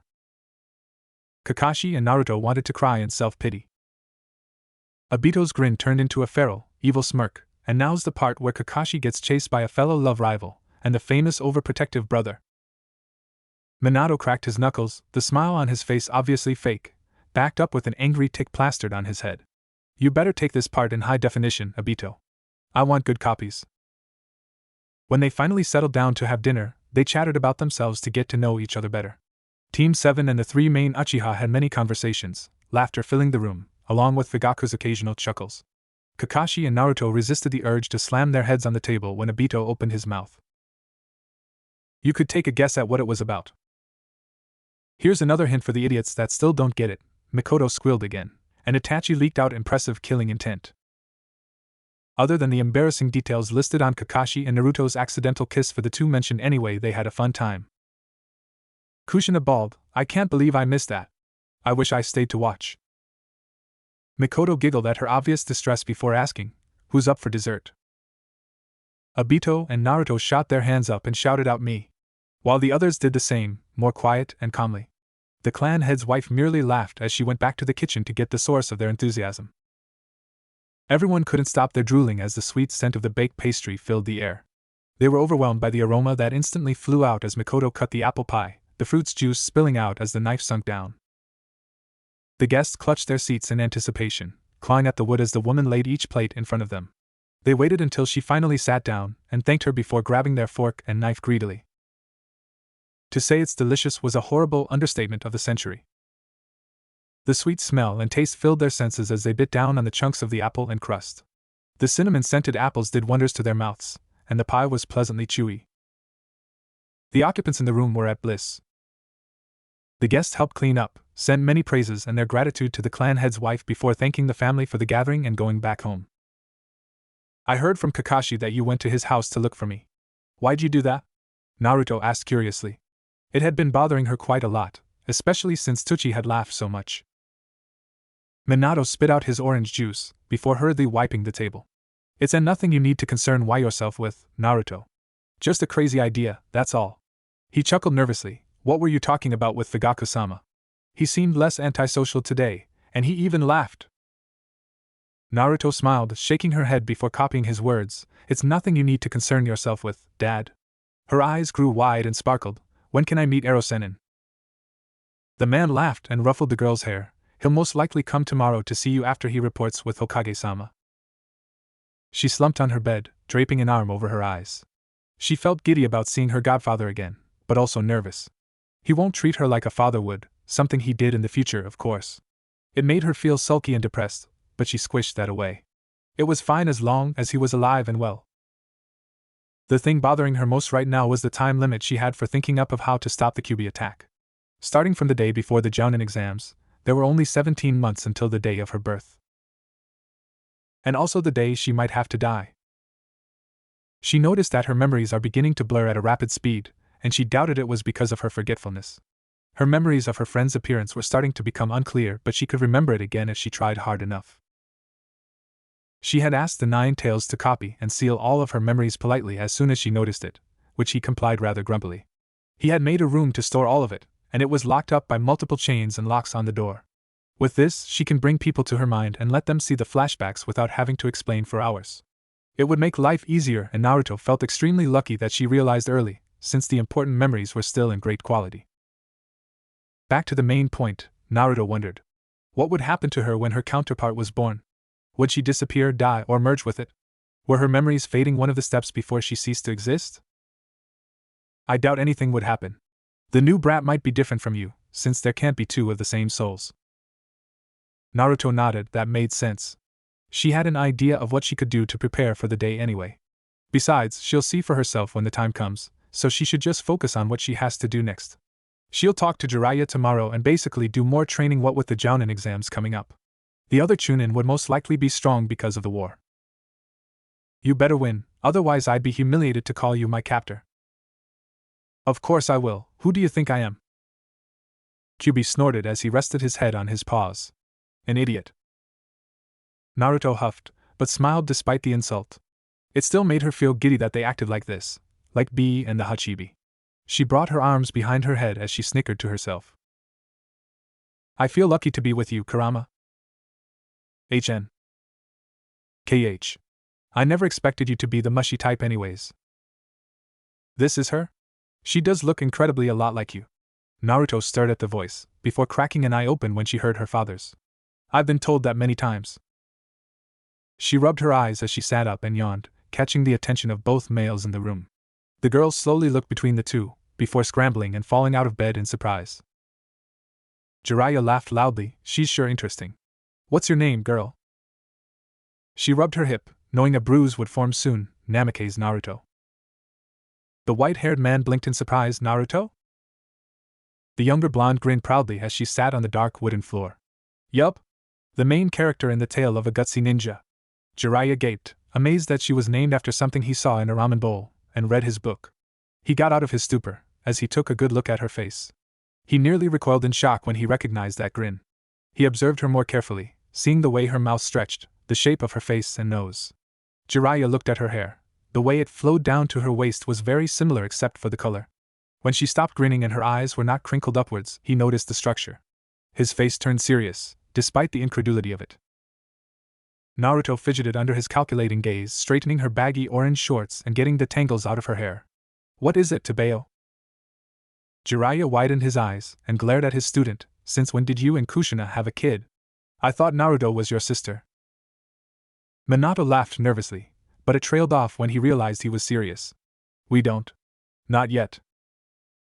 Jiraiya raised a white brow. What do you mean? Naruto sighed. She didn't think he'd come this early and be so sharp with his observation skills. I won't explain everything, but I'll show you what I went through with pain. She turned to her father. Dad, you can go to meet the team. He nodded before disappearing, giving Jiraiya a sympathetic look. To what? The white-haired man wasn't sure. She stood up and walked to a drawer, getting out a brush, paperweight, sealing paper and ink. She prepared them on a desk pad which was on top of a table, unscrewing the ink bottle and pouring the black liquid in the lid. She dabbed the brush with it, before proceeding to write on the paper. She drew intricate patterns in kanji, impressing the other two occupants of the room. When she was done, Naruto placed the seal on the floor before flashing her hands into many different hand seals. Her chakra spiked and she slammed her hands on the now dry paper, the characters glowing yellow. She beckoned the man closer and placed her hand on Jiraiya's forehead before closing her eyes.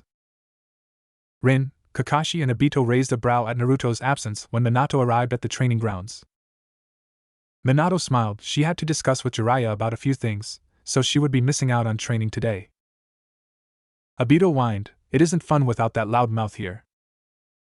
The other three coughed, and Kakashi sounded suspiciously like hypocrite. Obito glared for good measure, since he wasn't sure, before shrugging. Minato looked back at the direction of his apartment. He had been the first to try out the technique, requesting stubbornly to be the one to test it. Naruto had given in reluctantly, and showed him flashes of her life, and unlike Jiraiya, he saw many different scenes from various parts of her life. He hadn't known that the villagers could be so hateful. Through the various flashbacks, he had felt everything Naruto did at the time. He had felt the agony, depression, longing and anger she did. He felt the anger she had towards the villagers and desperate need for attention, something he never even had experienced. He could still feel it in the back of his mind. It was an understatement to say that he was proud of his daughter. He was proud of her for how she turned out despite the environment she lived in, the bitter society. Kakashi glanced at his sensei again, noticing how much he seemed to space out. He sighed as he focused back to his training. Even if he asked about it, the man would most likely shake it off and tell him he was fine. Jiraiya couldn't even blink, his body was moving on its own. He would have recoiled in shock if he could when he saw that he was in Naruto's body. He was seeing through her eyes, and was currently facing off a man who looked a lot like Yahiko, but with the Rinnegan. He felt the physical and emotional pain Naruto felt, and watched everything play like a movie. From what he could see and think, it seemed like he could hear Naruto's thoughts as well. He was in a destroyed Konoha from the future. Naruto was fighting Pain, who was indeed his former student, Yahiko. The real one was most likely Nagato, the owner of the eyes. He would have frowned deeply, wanting to know what was going on. This wasn't making any sense at all. Mentally, his eyes widened at the sudden, almost unbearable pain as he or she, whichever way you look at it, was enveloped in red. He felt as if he was being skinned alive, and realized that Naruto was, from the Nine Tails. Through the pain, he could see through the transformed Naruto's eyes that he was now being brought up to the sky, into a giant ball of rocks. He realized that Naruto was in the Eight Tails transformation, and was horribly close to the complete Kyuubi. When he realized that he could now blink on his own, Jiraiya was in Naruto's mind, where he could move around freely, but wasn't seen. He was like a ghost, he boringly thought, before realizing that Naruto was being influenced by the Kyuubi to rip off the seal. He panicked when she was brought up by the red water and was slowly tearing the paper down. He was immensely relieved when he saw Minato grab the girl away from it, bringing Naruto back to normal. He noticed the back of his coat, and blinked as he read the kanji. Fourth Hokage. Despite his deep confusion, his lips stretched into a grin. So his student did achieve his dream. Everything would be explained after my memory self reaches the real Pain, Nagato. He whipped his head around to turn to the 12-year-old blonde, glaring. What the hell is going on here? Of all times, you appear now? Naruto folded her arms on her chest as she tiredly said, "Just watch." He obeyed, much to his chagrin, and looked back at the two blonde memories interact.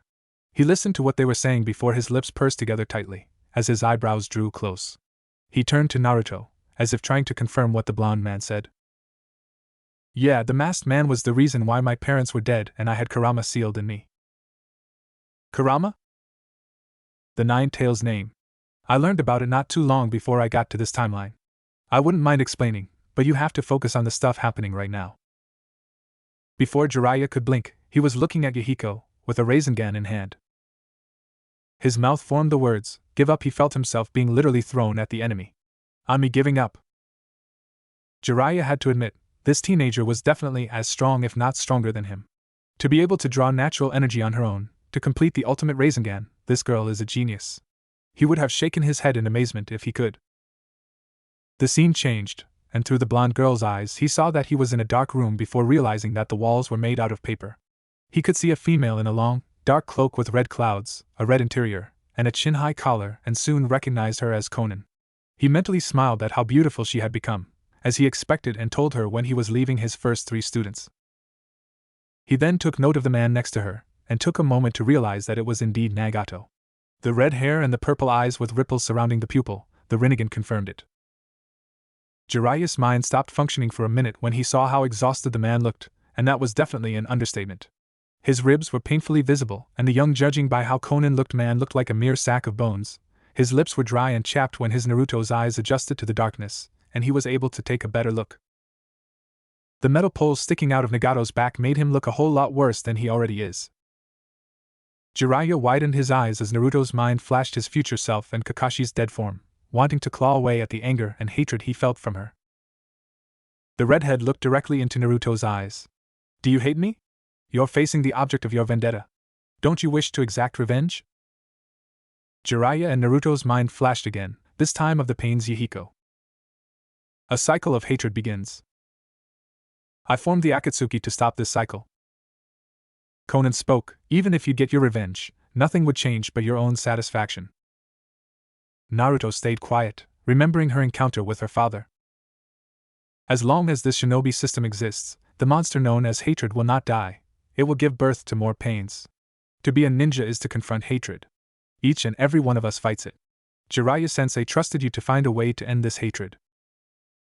Naruto's hand clenched into a tight, shaking fist as Nagato's deep, dark voice projected, someone like you, who doesn't know the answer, can't do anything but obediently sacrifice yourself for the peace which I am about to create.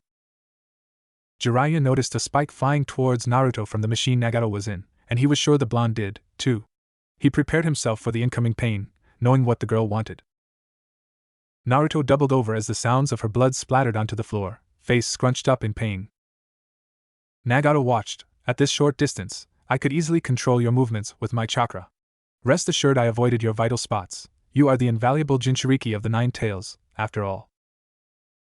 Jiraiya painfully felt the Kyuubi's chakra mix with the sage's, as Naruto's irises changed to blood red, pupils narrowed to a slit.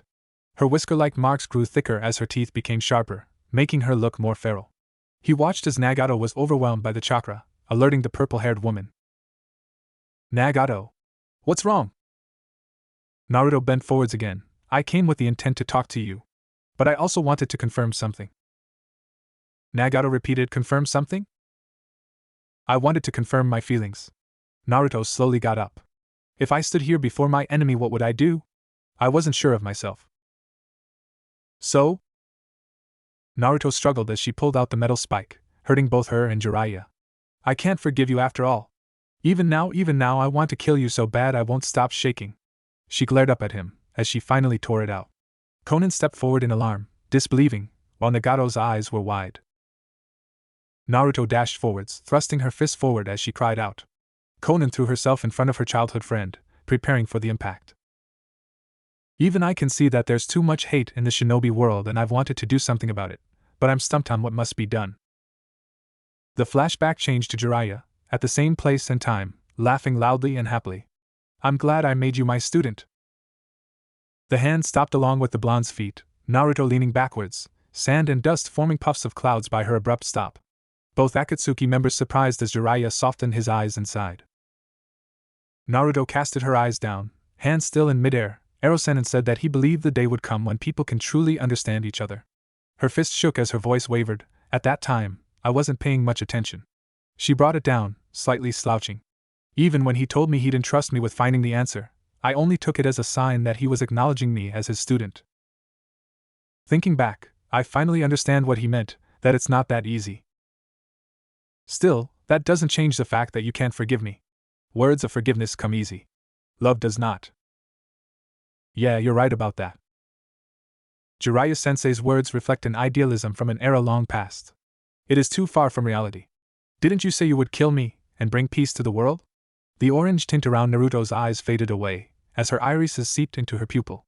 The pupil soon shrunk back to normal, along with her whiskers. Even if you seek vengeance for self-satisfaction, if that is your idea of justice, so be it. You're not God after witnessing this harsh reality. Could you honestly still believe on Jiraiya-sensei's ridiculous ramblings? Naruto's eyes casted to the floor again. When I found out you were his student, I desperately wanted to ask you one thing. What is it? How could the students of Erosenin turn out the way you guys did? I understand you aren't like the rest of the Akatsuki, who kill out of sheer enjoyment, but I don't know a thing about you guys. That's why I want to hear your stories, and then come up with an answer. Very well, we'll tell you about our pain. Naruto and Jiraiya were speechless as they listened to Nagato. All Jiraiya could think about was despair.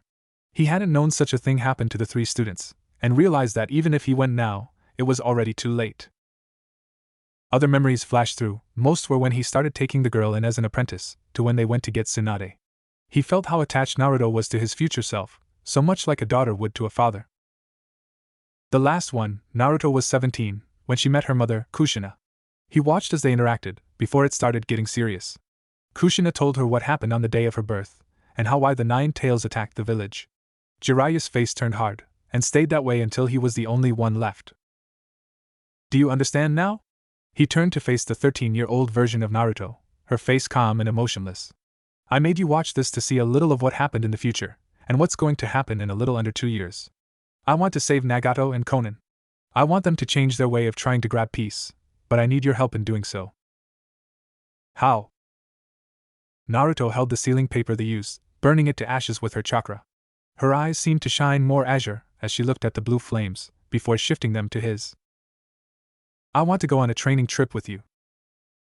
The white-haired man's eyes widened, before his eyebrows knit together. Training trip?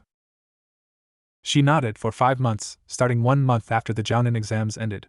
In that time, I wish for you to train me in the sealing arts, and to convince Nagato.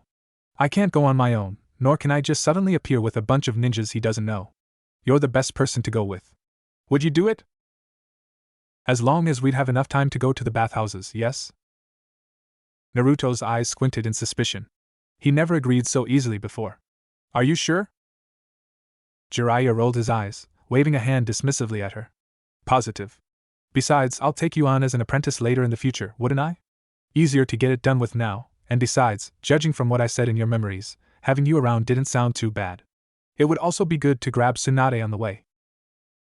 She couldn't help it. Naruto threw herself at him, wrapping her arms around his stomach tightly as she resisted the urge to cry. She missed her godfather so much. Jiraiya softened his gaze as he patted her head lightly. Naruto looked around feeling nostalgic as she listened to the waterfall, and rolled her eyes at the perverted sage who was discreetly watching a bunch of women playing in the pool.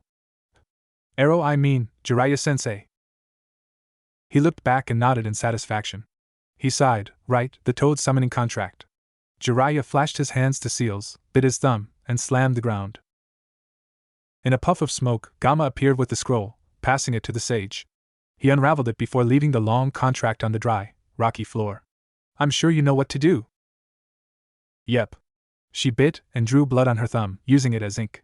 She wrote her name neatly, impressing the white-haired man. Why would you need me to train you in the sealing arts anyways? You seem good enough to be able to make your own like the one you used on me before. I haven't seen anything like that. She looked up at him from the scroll. I haven't mastered it though. That seal was done with the help of the fur ball, after all. I didn't make it myself. I'll need it later on in case something happened to him. Naruto's gaze turned sad at the idea. Jiraiya nodded in understanding of what she meant.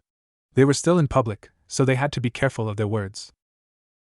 Alright, so you try summoning a toad, and we'll have some lunch later after a while of training, got it? She saluted. Yes, sir. The two could now be seen walking down the streets. Jiraiya looked down to the bubbly 12-year-old who was ignorant to the whispers around them. Jiraiya-sama's walking with Minato-sama's sister. And they seemed like they were training.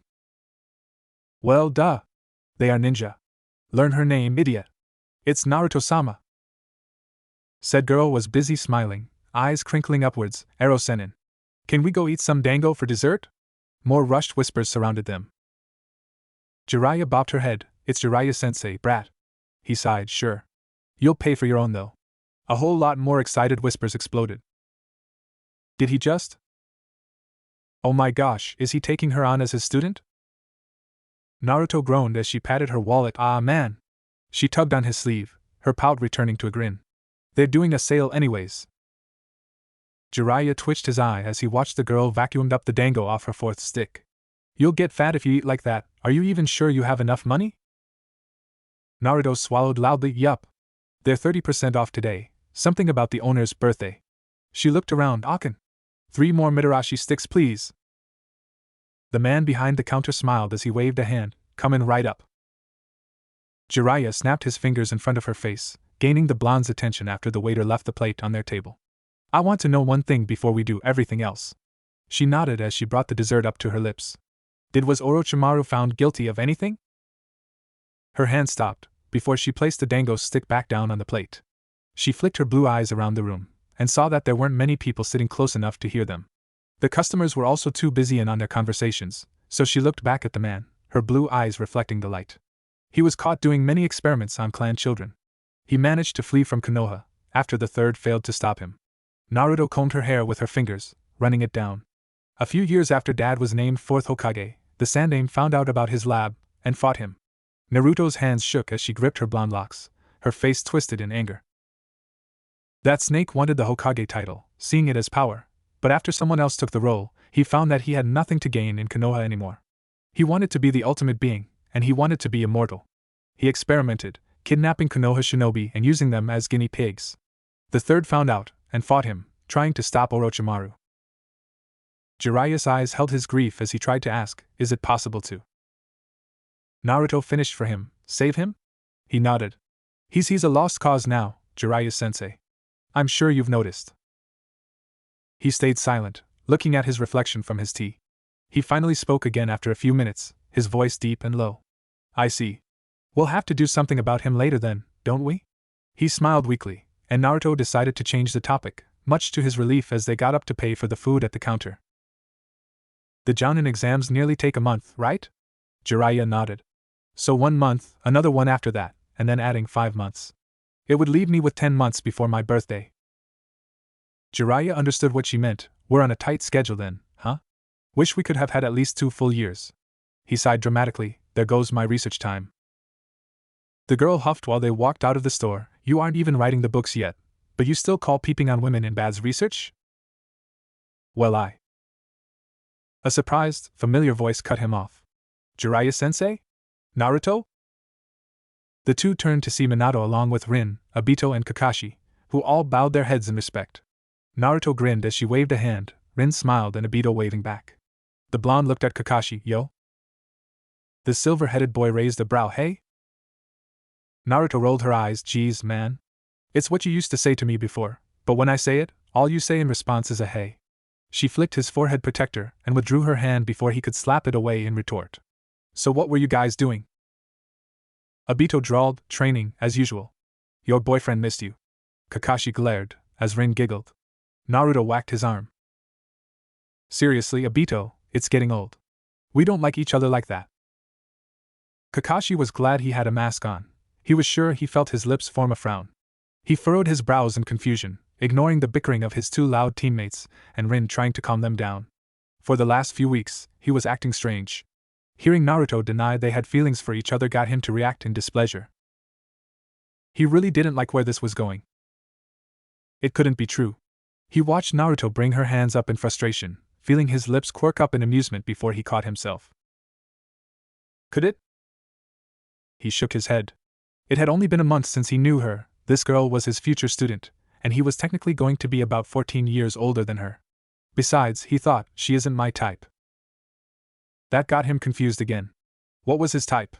He looked at Rin, before shaking his head mentally. He thought of her as a sister, but were her personalities something close to it? He tried thinking of characteristics that he viewed a girlfriend should have. Calm, organized, great company, kind, caring, a strong kunoichi.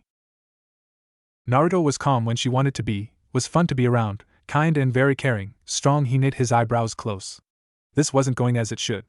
He thought of things that he saw in a wife. Good housework skills, great with children, supportive. He mentally punched himself in the head. He doesn't know her well enough to know if she doesn't have these points, although he reluctantly admits she probably does. What was he trying to prove with all of this thinking anyway? Kakashi? Obito clapped his hands in front of his face, frowning along with his other teammates. Naruto's eyes looked up at him in concern. Kakashi? Are you alright? He blinked before shaking his head. Yeah, I'm fine. He turned his head around to look for the two adults. Where's Minato-sensei and Jiraiya-sama? Rin raised a brow. They said they were going to the Hokage's office to talk with him. Didn't you hear them? Kakashi shook his head. No, I guess I was thinking too much. The three shared a brief glance before silently deciding to not push him about it. Naruto nodded. So what do you guys want to do? Obito blinked at her. I thought you'd jump for training. She scowled. I'm not obsessed with it. I think it's better to relax once in a while. We've been training for so long. I want to do something else with the team. Although it's also because I won't get to spend much time with you guys once the exams start. Rin pondered, well, we don't have many options. We all just ate, training's out really, what's there to do? Obito moaned, there's nothing. Kakashi sighed, why don't we just go home? Naruto lightly punched his arm, that's boring, and I want team bonding. She suddenly grinned, we can have a race. Obito scratched his cheek, so much for relaxing. But that's the best we can come up with, let's do it. So where's the goal? Naruto draped an arm on Rin's shoulder, her grin growing wider. The Hokage mountain, on top of the Night Aim's head. He blinked before groaning, really, Naruto? You're a slave driver. This is like Guy's challenge with Kakashi. They got into position as Naruto shouted out, 3, 2, 1. They all bent down, waiting for the last yell. Go! Rin, Naruto, and Kakashi sprinted, as the blonde grinned maniacally. Now where's Obito? Gah! Thud. Rin looked back, only to see the boy on the floor, in an embarrassing heap. She looked longingly at the mountain, before sighing and walking to him. Obito? Are you alright? He looked up at her in surprise, before looking behind and glared. Damn it, I bet it was Naruto who did that. Rin furrowed her brows in confusion before following his angry gaze and laughed. His ankles were tied together in a wire, making it near impossible to get out in less than a minute. She wiped a tear from her eye. How did she manage to do that? Obito tried to cut it with a kunai, Rin also helping. I bet she used a clone while she distracted us with the counting. Cheater. He glared at the floor with a pout, and Rin felt a little warm, fuzzy feeling in her chest. It can't be right? Naruto was still laughing as she ran, equal to Kakashi, who was rolling his eyes. I can't believe Obito didn't notice. The girl grinned, it's 'cause I'm just that awesome. She blinked when Kakashi was gaining speed quickly. Oh no you don't! They were eventually pushing each other off, shoulder to shoulder, heads grinding as sparks flew and collided from their glares. They flew up the stairs, the movements of their feet pounding the floor were almost a blur. First, they both shouted as they spread their arms wide, slapping each other in the cheek. They both panted heavily, as they glared at each other, and broke into a fit of laughter. Naruto clutched her stomach as she wiped a tear. Why are we laughing? She choked out, continuing to giggle. Kakashi's eyes crinkled upwards, beats me. The joyful sounds eventually died down, as they lied on their backs, watching clouds, reminding Naruto about a certain pineapple-headed Nara. I totally see why Shikamaru digs this. Cloud watching. It's relaxing. Kakashi grunted in agreement. It was quiet after that, waiting for the other two to arrive. Naruto twitched, they're not coming, are they? It's been about 5 minutes already, and Kakashi sighed as he got up. Yeah, he said simply, lending a hand. Naruto moaned and lazily took it, letting him pull her up. Kakashi rolled his eyes, before patting his pants. Naruto yawned, before she nearly tripped back with a yelp, startling Kakashi. He quickly reached for her arm, before her weight made him lose balance. They both groaned in pain as Naruto tried to get up but found that she couldn't. She opened her eyes, only to see Kakashi's wide ones stare back. Who trips over their own foot? Kakashi gave her a pointed look when they returned to a normal size. She pouted, shut up. She felt her face getting warm, and knew that Kakashi saw it. Kakashi tried to get off her, but froze when a loud voice announced their teammate's appearance. Naruto! I'm going to whoops. Kakashi and Naruto turned slowly to see Rin and Obito blushing. Naruto wanted to groan at the situation. Why did they have to come now? Obito chuckled nervously, hi. He glanced back before looking at Rin, exchanging nods. Yeah, we'll go and leave you two in peace to do whatever it is you're planning to do. They scurried off before Naruto and Kakashi could even have a chance to explain. Once Kakashi soaks in everything, he jumps off as if burnt. Naruto lets out a breath of relief, and gets up herself. She was beet red, and was sure that the silver-haired boy also blushed under his mask. She pinched the bridge of her nose. We should go before Obito tells Dad. Kakashi turned unbelievably pale. They managed to find Obito at the streets before it was too late, and told him what really happened. Rin and Obito sighed in relief, before laughing outright, much to the misunderstood victim's displeasure. Rin tried to compose herself, biting the inside of her cheek. Now that I think about it, you two are always in a weird predicament. It's as if you're being matched up by God himself. She gushed, all you need is the red string of fate to pull you together. Naruto face-palmed, as Kakashi sighed. Obito rolled his eyes. You read too much romance novels, Rin? She slapped his shoulder playfully. I do not. Besides, there isn't such a thing as too much when it comes down to romance. She giggled. Naruto quietly whispered to Kakashi, I'm so glad I'm normal. He nodded. She blinked. Hey, this is kind of off topic, but are you also judging in the Jounin exams? He shrugged. She sighed. There was a long pause between the two. If it wasn't for their teammates chattering and the busy streets, it would have been silent. Naruto grew sick of staying quiet. When are you planning to spend your 3 wishes and get it over with? Kakashi smirked. When I find a good use for it. I should have given you a time limit, or something. His smirk turned triumphant, although no one could really see it. Too bad. Ass. Loser. Naruto rolled her eyes, so original. She smirked, not? HM? So you've been called that before? Figures. Naruto glared, prick. So original. He mimicked, and Naruto knew he was sporting a smirk. Not. Obito and Rin watched the exchange, before shooting each other knowing looks and crept away from the two. Naruto pulled at her hair. You're so. She stomps away in aggravation as Kakashi shook his head in amusement and followed. The 2 weeks flew past in a breeze, and the Chunins of Konoha can be found at a training ground, along with other Jounins and the Hokage at 9 in the morning. They stood lined up in rows on a grassy clearing, surrounded by trees as they listened to Sarutobi speak. There are 16 contestants, and would be paired to fight each other. We'll stop the match once it's clear that one is the winner, and judge you based on your skills. Once we're done to one person, everyone is free to return home, and we will continue the day after tomorrow. Naruto grinned as they were told to sit back and leave space for the fighters. She looked around, before noticing that she only knew Rin and Obito. She recognized some of the others from the streets, but hasn't talked to them before. The blonde looked at the supervising Jounins, and didn't find Kakashi or Minato. She turned her gaze back to the matches, before Obito was called up. Uchiha Obito and Nakayoshi Akira. Obito knit his eyebrows down in determination as he watched his opponents step up along with him. He had dark brown hair tied up to a high ponytail that reached to his waist, and black eyes. He wore a gray yukata-styled shirt, the obi was black, and white pants, along with the standard blue ninja sandals. Akira tilted his head down, and Obito nodded back. Start. The two jumped back, waiting for the other to attack first. When it was obvious that Akira wasn't going to start, Obito dashed forwards, body crouched, as he brought a kunai in front of him. Nakayoshi braced himself, getting ready as he got out a kunai of his own. Clang! Obito pushed his kunai away, and quickly kicked Akira's chest, sending the boy back before he gained footage.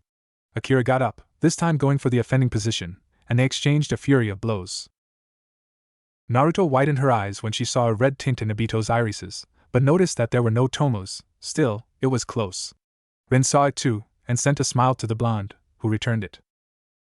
The end of Obito's lips tipped up. It was getting easier, and he could almost see the next moves Akira would make. That meant he was almost getting it. The long-haired brunette blinked at the incomplete Sharingan, before focusing on the match again. The Uchiha's stamina was larger than his, and he was already starting to get tired. He had no choice but to resort to ninjutsu. Futon de Tapa.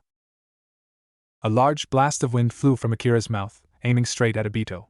This is bad. He looked around, before remembering, Doton, Shinjuzanshu no Jutsu. Akira blinked when Obito was nowhere to be seen. Right or left? He whipped his head to his sides, checking for any movements. Nothing caught his eye, so he looked up, and again, nothing. That left. A hand shot out of the ground and grabbed hold of his left foot before Nakayoshi could jump away, and dragged him down. Gah! Obito grinned in victory as he stood above Akira, who was buried from neck to toe in the dirt. Uchiha Obito wins this match. He helped the other boy out of the hole, and shook hands. Akira smiled. You sure got better, huh, Obito? Yup. Naruto blinked before turning to Rin. Who's he? The brunette thought for a moment. He was one of our classmates in the academy. I think they were friends before. Naruto hummed, before directing her attention to the other spars. Terada Rin and Uchiha Misaki. Misaki pouted. I wanted to go against Namikaze. I guess I would have to wait. I hope you have improved, Rin. She smirked as she slightly raised her chin. Naruto had to suppress the urge to go up and beat the crap out of her. Rin smirked back. Oh, I've improved alright. Naruto helped me, after all. That slightly made Misaki's arrogant attitude falter, before she huffed. Start. Rin ran first, and aimed a punch to her face. The Uchiha dodged and aimed a kick as she bent back. Rin caught her foot, so Misaki twisted her body to aim the heel of her free foot to the side of the medic nin's face. Rin tilted her head back to avoid the hit, and they both jumped back. Rin surprised Misaki with her speed, as she brought her fist up to punch her face again. Misaki, after getting out of her stupor, lifted her arms to protect it in a hurry. Big mistake. Misaki was thrown a few meters across the field, and was sure the bones of her lower arms were fractured. Rin straightened her back as she waited for the other to get up. One of the judges walked up to check on Misaki before calling in the medics to bring the stretcher. Winner, Terada Rin. The match didn't even last 5 minutes, causing whispers to erupt from the other Chunins and some Jounins. They recognized that style, and Naruto heard Tsunade's name. She whooped and congratulated the winner, who smiled. Naruto was left for the last match, causing many conversations to pipe up. Everyone waited in anticipation, and wondered who she was up against. Namikaze Naruto and Uchiha Yusuke. Naruto looked at her opponent, who had spiky black hair, a little longer than Obito's. His eyes were black, and he wore the standard black Konohinin uniform along with blue sandals. His forehead protector was tied to where it was supposed to protect, keeping his hair out of his eyes. He looked slightly nervous, but kept a determined face. They shook hands, before Naruto smiled. Let's do our best. She didn't notice the red tint on his face, along with other boys in the audience. The Jounin shook their heads, before the referee shouted, Start. Everyone went quiet, as the two waited for the other to go first. Yusuke ran up, and sent punches, as Naruto dodged. They exchanged hits and blows, dodging and countering each other's attacks. Naruto made a sheep hand seal before thinking the jutsu out loud. Kaiga Bunshin no Jutsu. 5 clones puffed to existence, before they surrounded the Uchiha. He got out a kunai, and sliced at them, avoiding their hits and blows. He managed to cut them, as they popped away. He looked back to see Naruto smirk, and was about to run to her, only to hear another pop and the sound of paper crinkling behind him. He felt a tingling sensation spreading from where the paper was, going all the way to the ends of his limbs.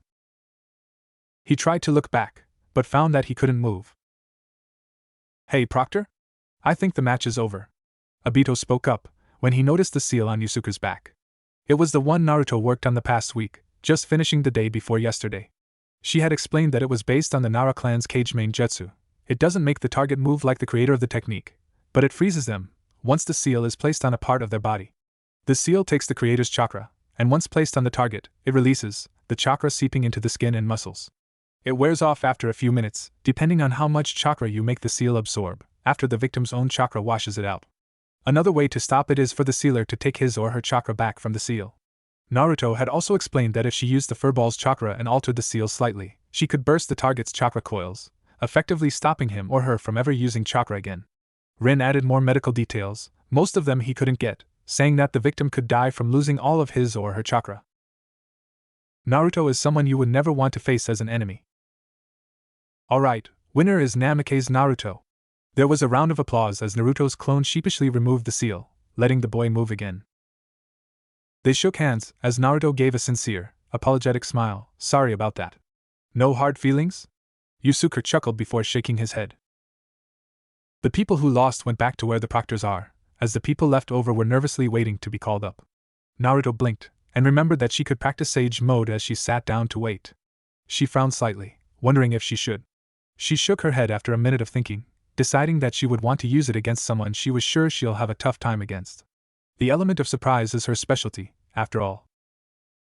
She grinned to herself, as her former sensei's voice rang in her head. Konoha's #1 unpredictable, knucklehead ninja.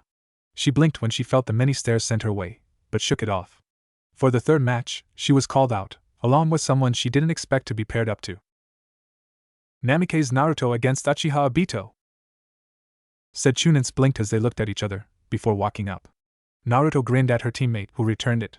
She raised her fist to him. You better give me a good fight. Obito's face was set in determination, much like Naruto's own, as he bumped his fist to hers. Of course. Don't make a big deal out of it and cry when I win. Kakashi would kill me. The blonde rolled her eyes and ignored the last part. I won't. I'll be the one beating your butt to the ground. She quickly changed her words when she felt Rin's gaze. I don't go back on my word to Bayo. She smirked. One of the judges spoke out once the two were ready, Hajime. Obito kept his distance, knowing that Naruto was best at close-range combat. He wasn't good with long-range combat, though. He was good when it was an enemy, he had many fire techniques, but this was a comrade and his teammate, as well as one of his best friends. He couldn't go overkill on her. Plus, Kakashi would maim him. And not to forget Minato. Then again, Naruto would surely win against him anyways. She even beat Kakashi, and had maybe a Jounin to Kage chakra levels. And he wasn't exaggerating. She had been practicing all sorts of chakra exercises every day since she got here last month, never giving up. It was worrying, to say the least. He was sure everyone was amazed at the amount of chakra she had, the ones that could sense chakra levels well. Her stamina was definitely not something to laugh at either. With all that, and tons of experience, even Obito knew he wouldn't last. But he can't go down without a fight. He blinked when the blonde was gone, replaced by an orange flash. Oh, damn it. Are you serious? He exclaimed when he dodged a fury of attacks, surrounded by orange, and he was sure that she had used her shadow clones. Gah! He got out a kunai, before slicing and popping the solid duplicates, until he was the only one left. His eye twitched. She just loved being the epitome of surprise, doesn't she? He was sure she would appear again in her flashy, dramatic way. Again. Obito and the audience looked up at the sound of some boasting, and were blinded by the glare of the sun. Obito could make out a shadow, thanks to his goggles, before jumping back. Dynamic entry. Naruto shot down to where he had just been, forming a slightly large crater. The eyes of everyone except her teammates bugged out. Rin slapped her forehead as Obito did the same. The blonde maniac scratched her head. I was sure that would have worked. Whoa. She bent back, avoiding Obito's kick to her face. Exchanging blows, Obito landed a few hits to Naruto's stomach, much to his satisfaction. They used mostly taijutsu, before Naruto grew sick of it and was sure he was weary enough. Kage Bunshin no Jutsu. 5 clones appeared, and surrounded Obito, much like the previous time she used them for. One of the clones kicked Obito, sending him across to another clone, Nah. The clone sent him to another, Me. Obito coughed as he was again kicked by the third Naruto, this time being sent upwards. Ka! All 3 clones jumped up, before kicking him high in the air again as they shouted in unison, Say! The original blonde used her chakra to push off the ground as she jumped, slamming her leg into the boy's gut. Naruto Renden. The Uchiha was forced down, but was cushioned from his fall by Naruto's clones. He thanked them, before nodding to the proctor, who got the message. Winner, Namikaze Naruto. The clones disappeared once he got off of them, and Obito lost balance. Naruto caught him before he reached the grass though, pulling him up. Awesome, Obito! That was great!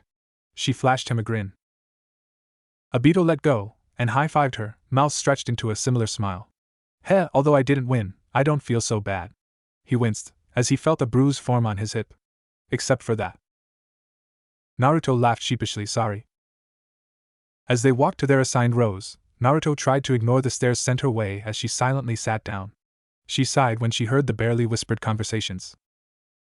As expected of the Yellow Flash's sister. I bet she's still holding back. She smiled back at Rin's sympathetic one, before nodding to her, good luck. The proctor looked back at his paper, before calling out, Terada Rin and Akimichi Chujuru. Her small, shy smile turned into a full-blown, confident grin.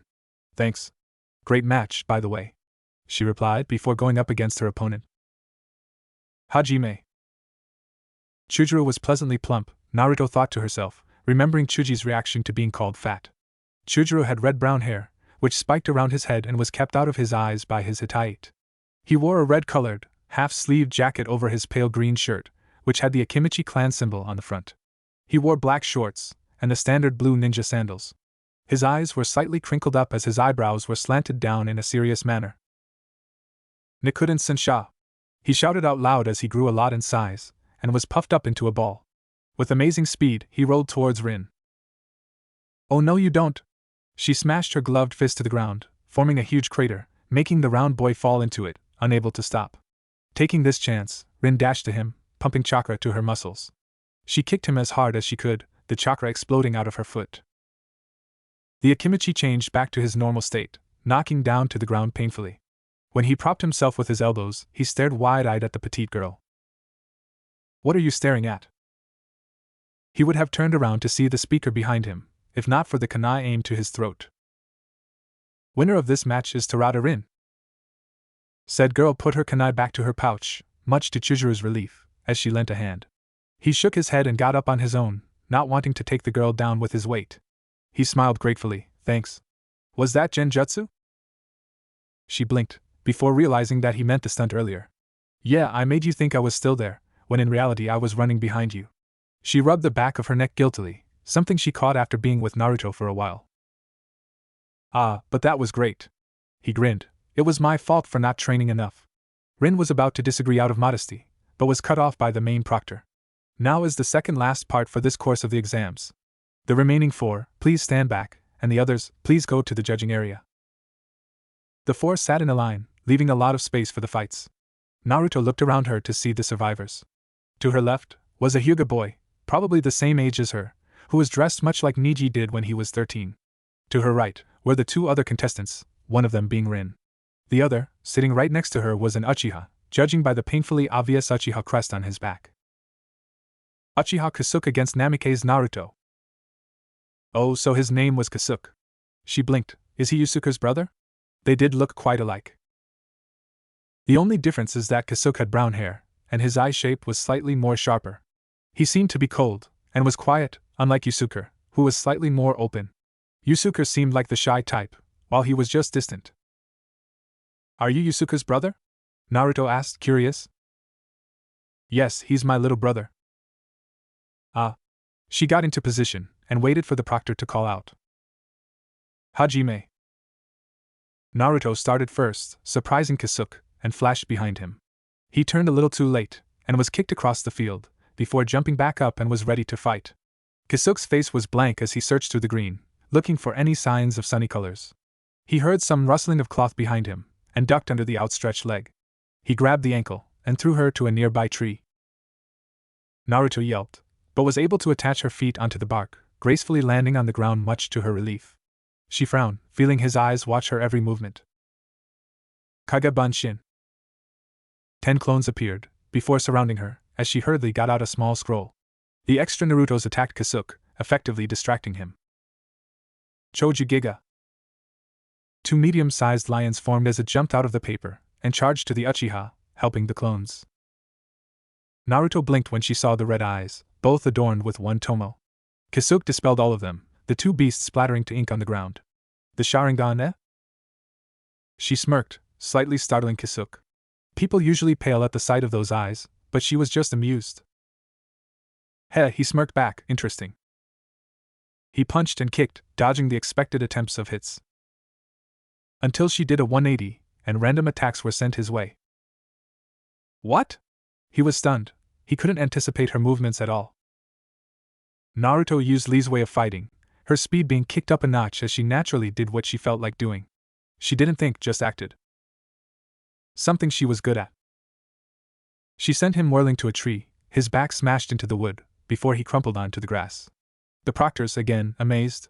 Just what couldn't she do? Naruto grinned tiredly, as she helped the boy up before the medic Neens took him, tending to some of his bruises. She didn't have much chakra left, but enough to probably make about 30 shadow clones maximum. That meant she had to finish her next fight quickly. Hyuga Kohei against Terada Rin. Kohei's clothes were different, but other than that, he was like a mini Niji. He wore a brown, long-sleeved shirt, along with black khaki pants, and black ninja sandals. His hair was tied at the end, and he wore his hitaite on his forehead. Now that Naruto thought about it, many people wore the protectors like that in this timeline. She shook her head, remembering that she still had the final match. "Sorry, Rin," Naruto thought as she sat still, closing her eyes. "It looks like I'll have to miss your fight." Rin furrowed her brows worriedly as she recalled the gentle fist style, which uses the Byakugan to view the opponent's chakra pathway system and deal precise blows to disable and impede the flow of chakra. That meant taijutsu and close-range combat wasn't an option, which was bad for her. Oh well, she thought with a slight smirk, I have other ways. Hajime. Kohei ran straight for her, Byakugan ready. She jumped back a few meters, before channeling her chakra to her hands, before reaching down to the ground. Naruto grinned, as others watched in horror. The small girl grabbed a chunk of earth, almost half her size, and threw it straight to her opponent. His face blanched, before he dodged a large ball of dirt, missing it by mere centimeters. Kohei turned back to the girl, slipping back into his stance. He started running again, dodging the smaller boulders, before finally managing to get close enough. The nerves on his temple stood out, as he focused on the chakra points. Rin knew this was bad. Very bad. She felt the tingling sensation as he needled his chakra through her skin with his fingers, as she tried to dodge with the best of her ability. This wasn't going to be her match, and she won't be able to fight Naruto in the end. But that doesn't mean she'll let him go without a scratch. With new determination, she threw punches to his arms and face fast enough so that he couldn't dodge. Kohei coughed up blood as he doubled over, panting harshly. His arms were numb and wobbly from blocking his face from the girl's wrath. Rin was about to land a final punch, until she collapsed on her knees. She looked down at herself to see the red splotches covering her skin, and the match was already over. Medics rushed to their sides, hands glowing green. Everyone whispered excitedly as they heard the proctor speak. As the final round of this part of the exam, Namikaze Naruto would fight Hyuga Kohei. Naruto got up, an orange tint shadowing around her eyes as she flexed her fingers and tightened her forehead protector. She readjusted her long bangs, tucking them in. Kohei merely raised a brow at her new makeup style, but didn't question it. Luckily, he saved enough chakra, and he wasn't willing to lose. Fixed up, he stood and prepared himself for the match. He had one more trick up his sleeve. Hajime. Naruto dashed for it, as she raised her fists. Kohei managed to dodge, but was still blown by the hit, as he gingerly held his slightly swelling cheek. She missed, and yet I got hit? Naruto smirked, before aiming another punch to his face. His face flipped to the side from the impact, despite the absence of skin contact. The Hyuga glared, and jabbed his fingers to her tenketsu points. Naruto choked, as she tried to jump back from the sudden flurry of pokes and sparks. She growled, fighting a Hyuga is a pain. Niji was a major pain in the ass though. She stood back up slowly, ignoring his annoying preposterous. As she regained her balance on her feet, she channeled the sage chakra, and mixed some of Kyuubi's chakra in. The red chakra flipped around her, twisting and turning around her as she dashed to the boy. Ha! She shouted as she punched him, and this time, Kohei crouched down, remembering that she didn't need skin contact to land a blow. Naruto smirked before ramming her leg into his gut, ignoring the way he choked and half flew, half stumbled across the grass. Kohei drowsily got up, trying to regain balance. Naruto didn't take her chances, as she tried to finish this off.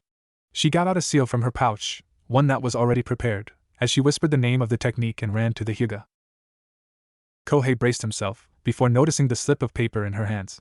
He cursed, before trying to get some distance between them, despite knowing he was very weakened and slow from the last attack. Naruto catched him barely sticking the seal on him before he froze. It was the same seal used earlier on Yusuke, he realized.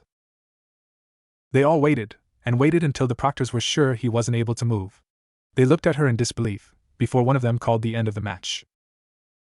Winner, Namikaze Naruto. Naruto had to force a smile on her face as she accepted and thanked the people who praised her and commented on her performance. She tried not to let it falter when they would say as expected of the Minato-sama's sister, or something along those lines. She was really not used to the praises, and squirmed at the attention. Funny, her old childhood self would have loved it. She sighed as she placed her pouch on top of the shoe cupboard. Tadaima. Welcome back. Kushina's here, Naruto. Minato appeared along with an overly excited redhead. Naruto immediately grinned. I got top place in the sparring tournament. They beamed in pride, Kushina embracing her to a tight hug as Minato patted her on the back. Naruto forgot about her tiredness and soaked in the affection for all it's worth. Kushina stayed for dinner. Her and Naruto cooked as Minato tidied up the house. The redhead grinned widely the whole time, feeling like a mother cooking with her daughter. Naruto looked a lot like she did, too. It was nagging her at the back of her mind. Mikoto had told her the same thing, saying that they looked so similar that it was unbelievable. Kushina Wanchan? The woman blinked before looking down at the blonde. She shook her head, smiling. Naruto frowned, but didn't question it, and smiled back. They continued with the meal, and served. Minato knew he was drooling. The yellow flash, and future fourth Hokage was drooling. But he couldn't help it. The sight of the brilliant, shiny chicken practically sparkled, and he could smell it all the way from the bedrooms, even with the doors closed. It smelled so good. Itadakimasu. The three chorused, before digging in their forks and knives into the meat. Minato drooled again at the sight of the juice dripping out of the chicken. He took a bite, and the taste exploded in his mouth. He continued to chow it down hungrily, as Naruto and Kushina watched in amusement. He shook his head. You two are miracle workers. Kushina decided to sleep over, since she was too full to go back home. Really, she just didn't want to part with her two favorite blondes, and they didn't mind, of course. They got extra futons, and Naruto suggested eagerly that they all sleep together. Minato and Kushina agreed just as happily, so now they all lay in a bunch of sheets and mattresses. Naruto slept cozily between the two adults, as they were cuddled up close together. Minato and Kushina had an arm draped over the girl protectively, and the three's faces all had a peaceful expression. They looked like the picture-perfect family. The second part of the exams would be held here. Each of you would be called inside that room. Hiruzen pointed to a metal door that had a barred window, and would be treated as if it were a real mission for up to an hour. You would each receive a paper, listing important information that is vital to the safety of the village. You must not give it away, under any circumstances. Naruto blinked, before understanding. This was an interrogation test. Whoever's inside wants the information that was written on the sheet, and would do anything to have it. They could torture the contestants, mentally or physically, and it's up to their willpower whether they pass or not. This is the real test. She narrowed her gaze. The last one was basically a test on our physical strength, while this one is a test on the mental state. She looked around. Everyone is given a second chance. Her eyes shone with determination. I see. Many came back out, terrified and shaking, in different times. Some was out not even half the limit, while most had passed successfully. The people who still haven't gone yet were glancing at the door in nervousness, anxious and frightened at what could be happening inside. Screams could be heard, causing the Chunins to wince. Rin and Obito had already gone and passed, much to the Naruto's relief, and she noticed how the Uchiha was practically shining with glee. A whole lot more different from everyone else's pale expressions, but she'll ask him about it later. They, along with the others who had already been tested, were dismissed, leaving behind 7 contestants, including the blonde. Namikaze Naruto. Said girl ignored the eyes that followed her as she walked, wrapping her hand around the handle of the door. She sucked in a breath, closing her eyes, and relaxing the constant thudding in her heart. She pushed the door open, and opened her eyes to see a dark room, with nothing but a table and a chair. In front of the metal desk was a tall and huge man, in a black suit and wearing a black bandana-styled hitait. He smirked, lips twisting as his eyes watched her every movement. Welcome. You do know what you're here for, don't you? She decided to amuse him, of course. I'm here to be promoted. He let out a dark, loud chuckle. Right, well you'll have to get through this first. I want information, and you seem to be a tough wall to break. His licked his lips. I look forward to it. Naruto suppressed the urge to shudder, being vaguely reminded of Ibiki, as she smirked back.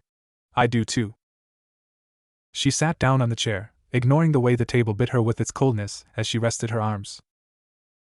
Soon, she was overcome with complete darkness. What?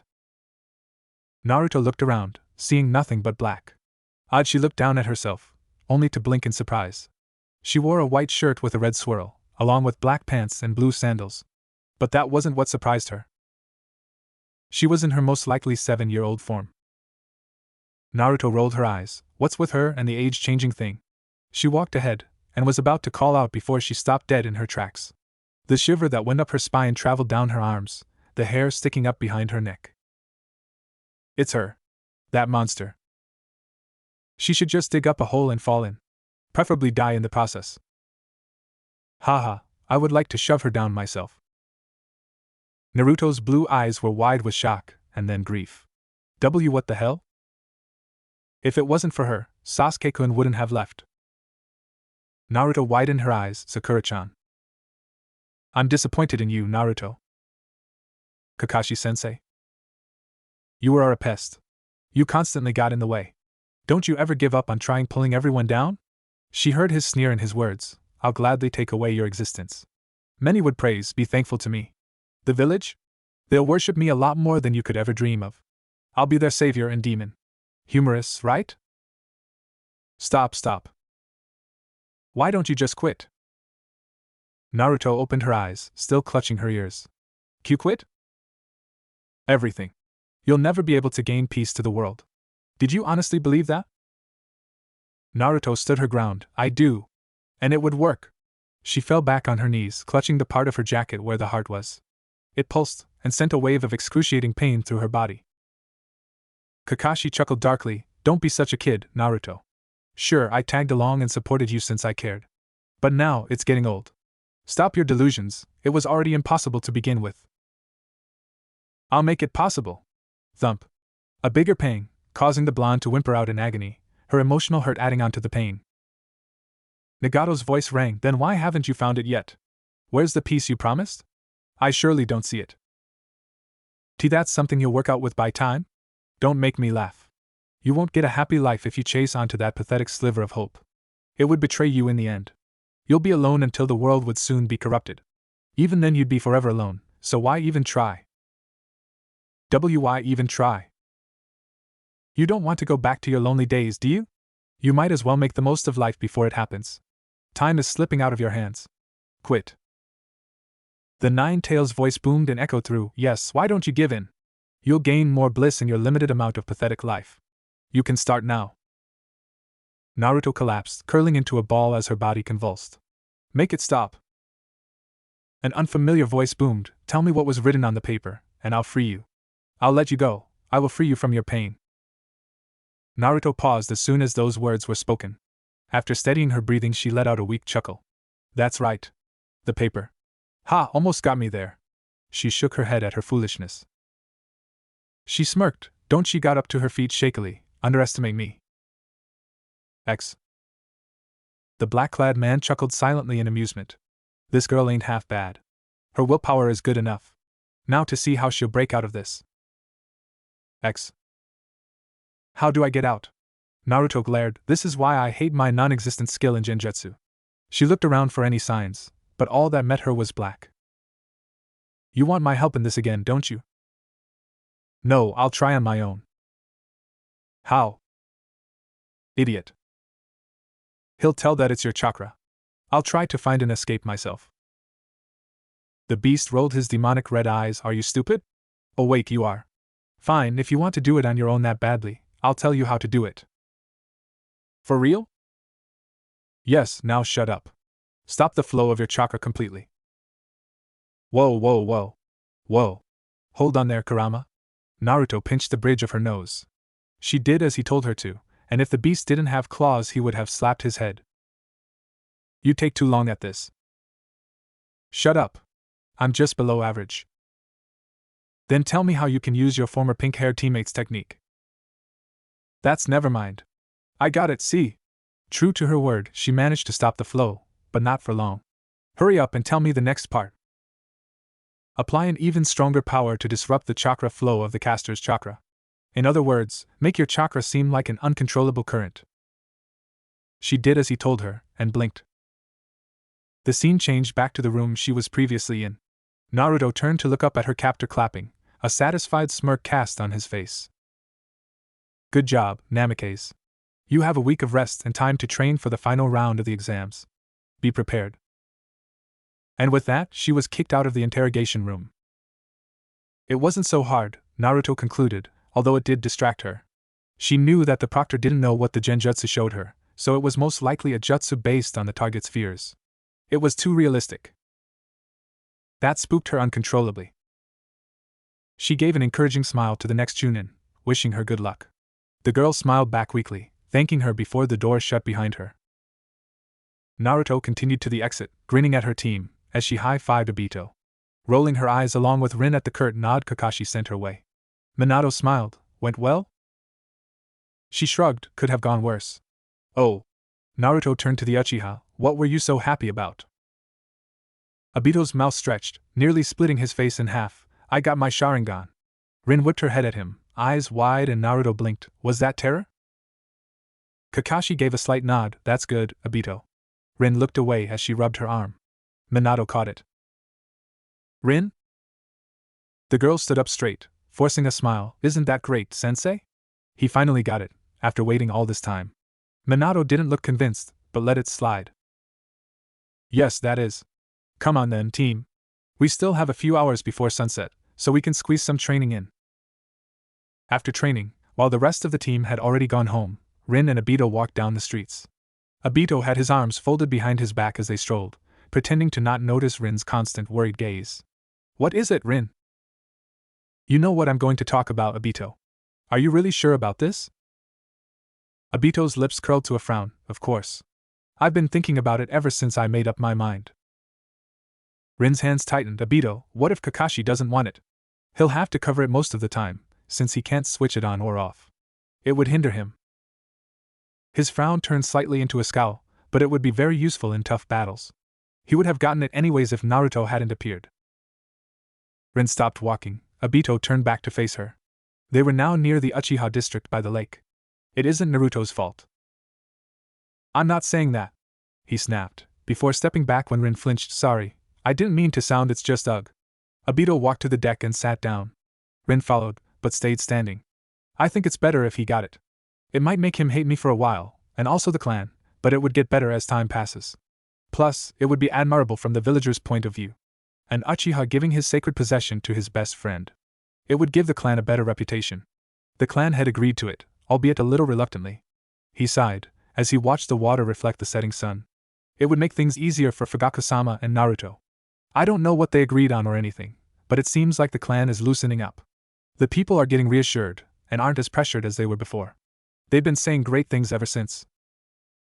Rin stayed quiet as he continued. I don't mind if Kakashi hates me for this. I feel like I owe him, seeing him work so hard over that jutsu. It would be the perfect gift for passing Jounin. Obito finally looked back, grinning at the girl. Her lips curved into a gentle smile. I see. I doubt he would hate you. He isn't like that anymore. She walked and sat down next to him. He'll probably blame himself, though. It would be good if you explained afterwards. Hey Rin? Yeah? Do you know, still like Kaka? Obito blinked, turning his head to his right before smiling to himself, watching the sky darken to a beautiful purple. Rin closed her eyes, the ends of her lips lifting, as she rested her head on his shoulder. So you really are going? It wasn't a question. Naruto looked back behind her to see the tall man. You aren't even going to say goodbye. The blonde smiled sadly. I don't have any words to say. They already know my gratitude and love towards them. I don't want to make it worse for them and distract them from the war. His eye bore into hers, the moonlight bouncing off his hair. They are bound to find out soon. Sakura already knows what I'm planning to do, and she knows how I feel about her. I love her like a sister. She'll tell everyone about it, and explain it better than I ever can. Naruto smiled, her eyes crinkling up as she raised a thumbs up. You know how I feel about you too, right? I think of you like a second father. Thanks for being an awesome sensei. Kakashi sighed. He seemed to want to say something, but shook his head. He showed her his infamous eye smile before ruffling her hair one last time. Thank you for being an excellent student, Naruto. The dream shifted into a dark scenery, clouds gray and lighting struck. The blonde stopped running, looking up at the figure, her eyes set in determination. Sasuke. So you came, Naruto. His chuckle dark and sinister. You never go against your promises. His eyes void and empty. Then I trust that you'll keep the promise. This is the Sasuke I see before me. On your death. Naruto awoke with a jolt, breathing harshly, wide-eyed. She looked around to see that it was her room, the moon's light entering through the window as it draped over her bed. She ran a hand through her damp hair, before grimacing. She needed another shower. After doing just that, she decided to go for a walk, seeing as she was now awake, and didn't seem to be able to sleep any time soon. Slipping on her shoes and closing the door without a sound, she walked on, not really going at a certain destination. She was lost in her thoughts, and her clearer memories, that mostly were on Team 7. Her Team 7. She was now walking on the road near the lake after about 30 minutes. She looked at the deck, remembering the very memory that wouldn't leave. It was when they were 7, weren't they? Right after the Uchiha massacre. Without realizing it, she walked towards it, drawing her knees close to her as she sat, staring at the moon's reflection. She must have been there for at least an hour, before she succumbed to exhaustion. Hmm? She fluttered her blue eyes open, only to see a puppy's face right in front of her own.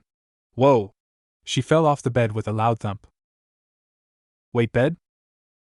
Series of thoughts ran through her head as she looked around the gray walls, the dark wooden floor, and the navy blue sheeted bed she was in. She looked out the window to see that it was daytime, before she blinked.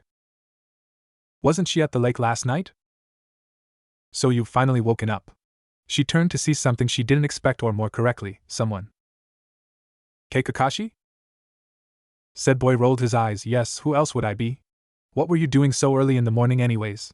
In your night clothes, no less. Naruto blushed, before glaring. I was taking a walk. He raised a silver brow, and collapsed at the deck. He rolled his eyes again when she huffed, crossing her arms. You're lucky I decided to go out early for a run. You would have fallen into the lake. Naruto fidgeted, before finally looking directly into his eyes begrudgingly. Thanks. She then realized something. Wait, why didn't you just wake me up? At that, he glared. You wouldn't wake up. Did you try pushing me into the water? That could have woken me up. He growled. There would have been a possibility that you would drown. I'm a ninja. I don't drown. He snorted. Could have fooled me. Besides, if you did drown, and I would have had to go in to save you, and bring you home dripping wet. I didn't feel like going all the way back to your house, and I don't like you wetting up mine. Plus, Naruto was sure she saw the red tint on his cheeks. I would have had to undress you myself. I'm sure you understand? Naruto knew she herself was turning into an embarrassing shade of tomato. She merely nodded, gulping at the idea. How the two of them turned to see the puppy from earlier rub its head as it got up from the floor. Naruto blinked, before sheepishly smiling. Sorry there. I didn't mean to hurt you. She picked it up, scratching the back of its brown ears. She turned to Kakashi with a questioning gaze. Is he a summon? This pug's sorta familiar. Packin. The blonde blinked, before holding the small pug away from her, inspecting it. She grinned and brought it back to her chest. You're so cute when you're a baby. Packin scowled. I'm not a baby. Kakashi coughed into his hand, earning the attention from the other occupants of the room. He raised a brow at his teammate. Since when were you so squealish? Her face scrunched up in disgust. I'm not squealish, she emphasized the word, fingers up in air quotes. I just didn't like cats that time ever since a certain mission. Packin beamed. Cats are smelly, and their paws aren't as nice as mine. He raised one leg, showing off his pink stubs. See here? These are nice and soft. Kakashi rolled his eyes as he patted the dog. Naruto blinked, pressing his nice and soft paws lightly with her fingers. Hey, you're right. Packin tried to hide his happiness, but his tail betrayed him as it wagged furiously. Finally, someone acknowledges them. They all jumped as the front door slammed open, before Kakashi groaned. Naruto was about to check it out, nearly getting hit on the face by the door. Naruto! A frantic Minato dashed into the room, before turning as pale as Orochimaru. He looked down in horror at his daughter, who was inside a boy's apartment. Inside Kakashi's apartment, alone except for the pug with the said owner. This was entirely unacceptable. He turned to glare at Kakashi, who shrank back at the intensity of it. What the hell is going on here, Kakashi? The boy brought his hands up defensively. Nothing, sensei. It isn't what you think it is. He stepped back as the furious blonde man stomped towards him. What do you think is going on in my head? Kakashi?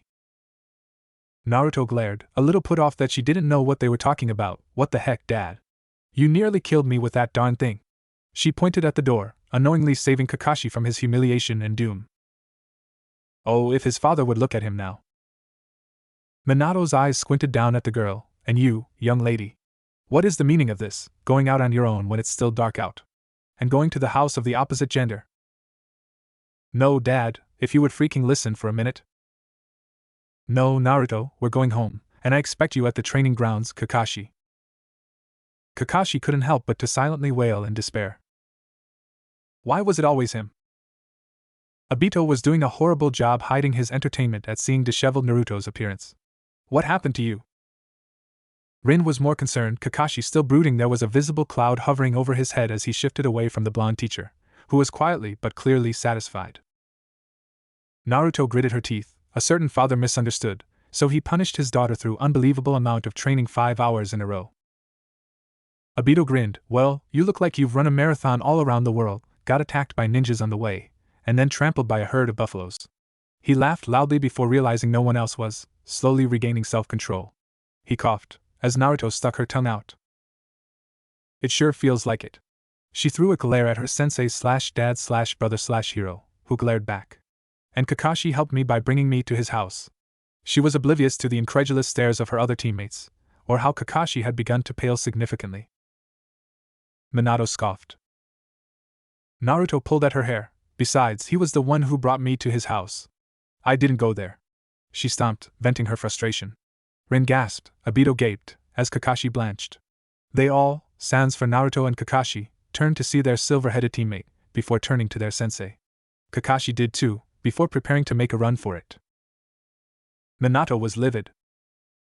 2 hours after Minato had started working Kakashi to the bone, or maybe even further, Naruto changed the subject.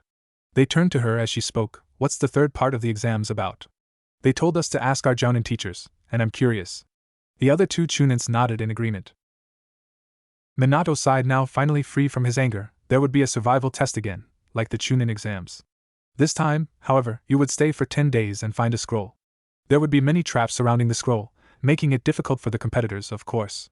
The survival test would be held at the Forest of Death, Training Ground 44. That sent a shiver up the 3's spines. Naruto hates that place. It doesn't help the fact that the forest was crawling with ugly, disgusting creatures. Rin shivered one more time. They all wondered if Hokages have a certain grudge against Chunins. I see it's doing well? Naruto inquired, smiling softly as she and Fugaku watched the children play with the civilians from outside the window. He curtly nodded, but she saw the slight quirk of his lips. She resisted the urge to roll her eyes. Naruto had come to the Uchiha district, checking on how his end of the deal was going. She had been holding a wide grin as she watched the children of the clan interact with kids from the other clans or civilian families. She had seen the slight surprise as the parents had come to pick them up, but noticed it had been a pleasant one. The bond between the Uchiha and the village was slowly being repaired. I have a proposition that might benefit the both of us. The blonde raised a brow, prompting him to continue. I would make this clan have a better future, as you have suggested. In return, I would like for you to ensure this clan's safety. When he didn't continue, she repeated, for me to ensure this clan's safety? He had nodded once. How? To keep the secrets secret. I will change the Uchiha ways into a brighter, more pleasant clan.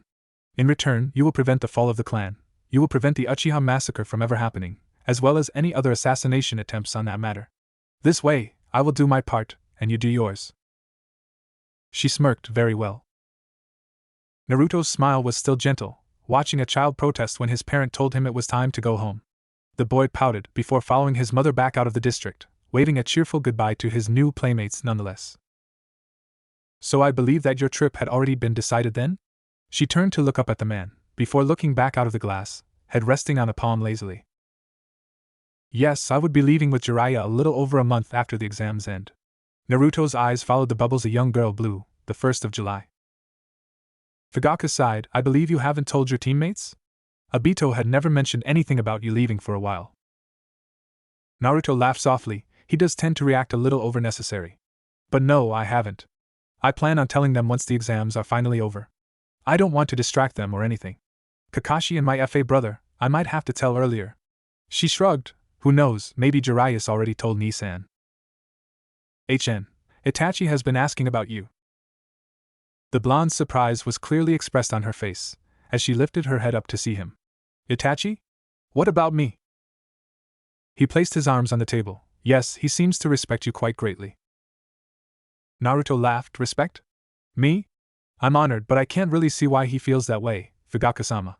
She smiled. Besides, we haven't known each other until nearly half a month ago. Fugaku shook his head. Regardless of whatever you may think, it is true. He is a sharp one, that boy. I know even he can tell how deep your powers lie. There was barely a hint of a smile on his face, but she could tell it was there. The girl blushed slightly at the praise. I thank you for your compliments, but I doubt that's the reason. One of the clan head's eyebrows raised up. Believe what you want, but you will see once the time comes. He has the ability to see many things that even I can't when I was his age. Naruto merely nodded. not releasing a breath of resignation. I think it is about time we get an upgrade in the bijou mode. Excuse me? Kurama growled, it's not like I actually want to bother myself with the likes of you. But I have been feeling rather anxious lately. Anxious?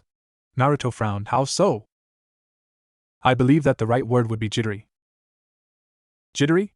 The blonde would have laughed at the incredulity, if she hadn't noticed that he was completely serious. Wow. You, the great nine tails feared by all 5 nations, are feeling jittery. Shut it, and get to work. She concentrated on the chakra he let out, feeling the warmth of it envelope her. She grinned, it's been a long time since I've been in this form. Unlike the Kyuubi mode, it had lines and circles spread further across, her whiskers darkened and grew thick. Instead of completely covering her, it formed a coat, and her fox-like eyes seemed to glow. We'll try to get it to the next level, and continue from there. Hell, we had it up to 10 minutes before, didn't we? She smirked, let's make it 30.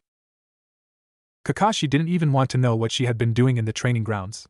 He eyed the thick branches hanging above his head warily, watching out for the random, gigantic holes on the ground. Imagine how much she'll have to pay for all this damage. The blonde had lain down on her back, arms and legs spread, as she panted harshly. Clothes torn and ripped, her headband left on the grass, equally tattered, and scratches littered her face. It seemed to disappear slowly, however. What on earth have you been doing? Naruto turned her head his direction, tearing her gaze from the sky, unsurprised. Training. That's what the grounds are for, aren't they? He rolled his eyes. I mean, what have you done to make yourself and the training ground like this? Nothing you need to concern yourself with.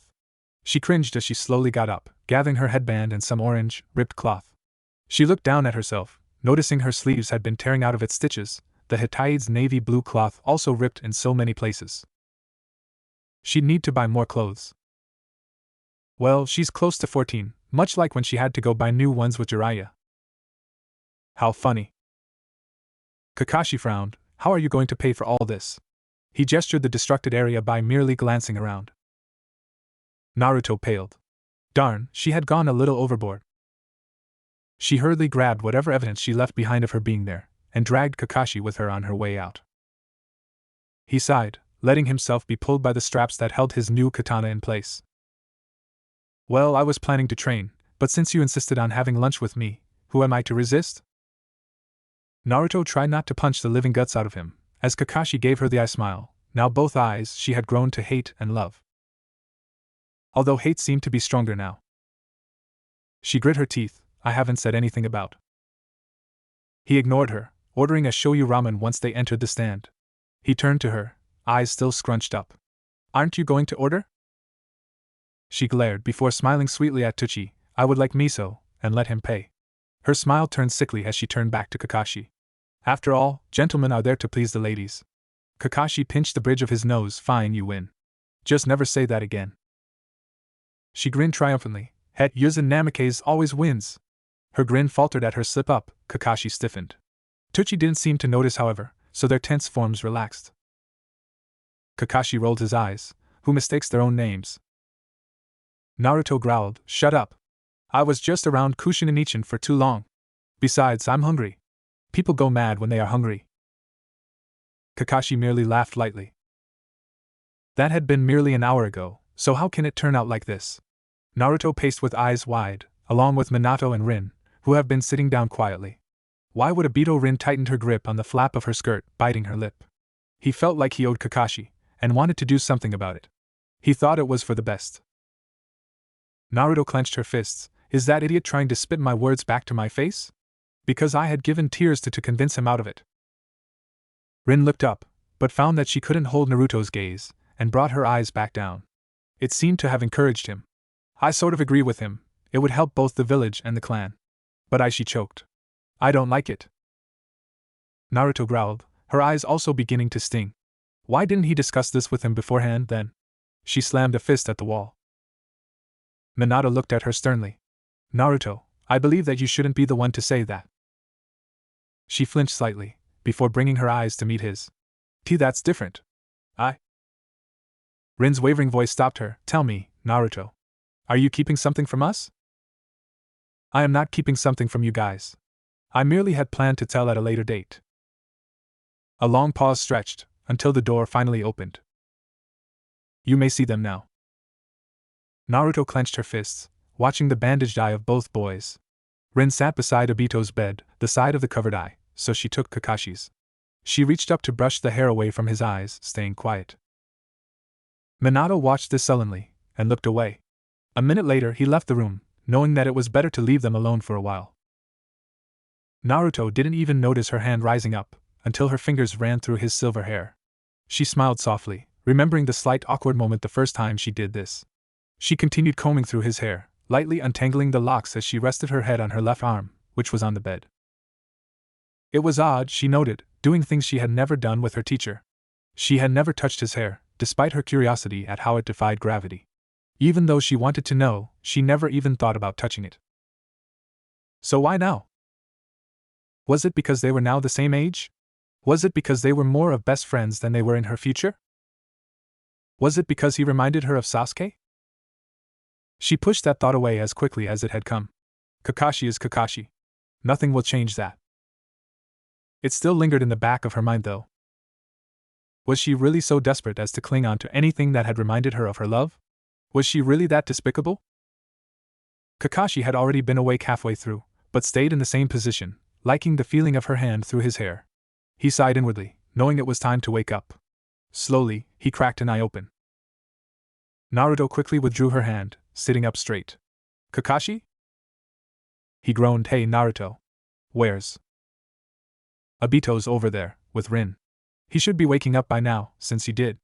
Naruto smiled a little sadly. How's the eye? Kakashi raised a heavy arm to touch the left side of his face. Ugh, it's painful, but livable. It was quiet for a while after that, seeing as Naruto couldn't really think of what to say. She got his hand, tracing the faint lines and curves on his palm. Finally she spoke. Are you mad? He looked slightly startled.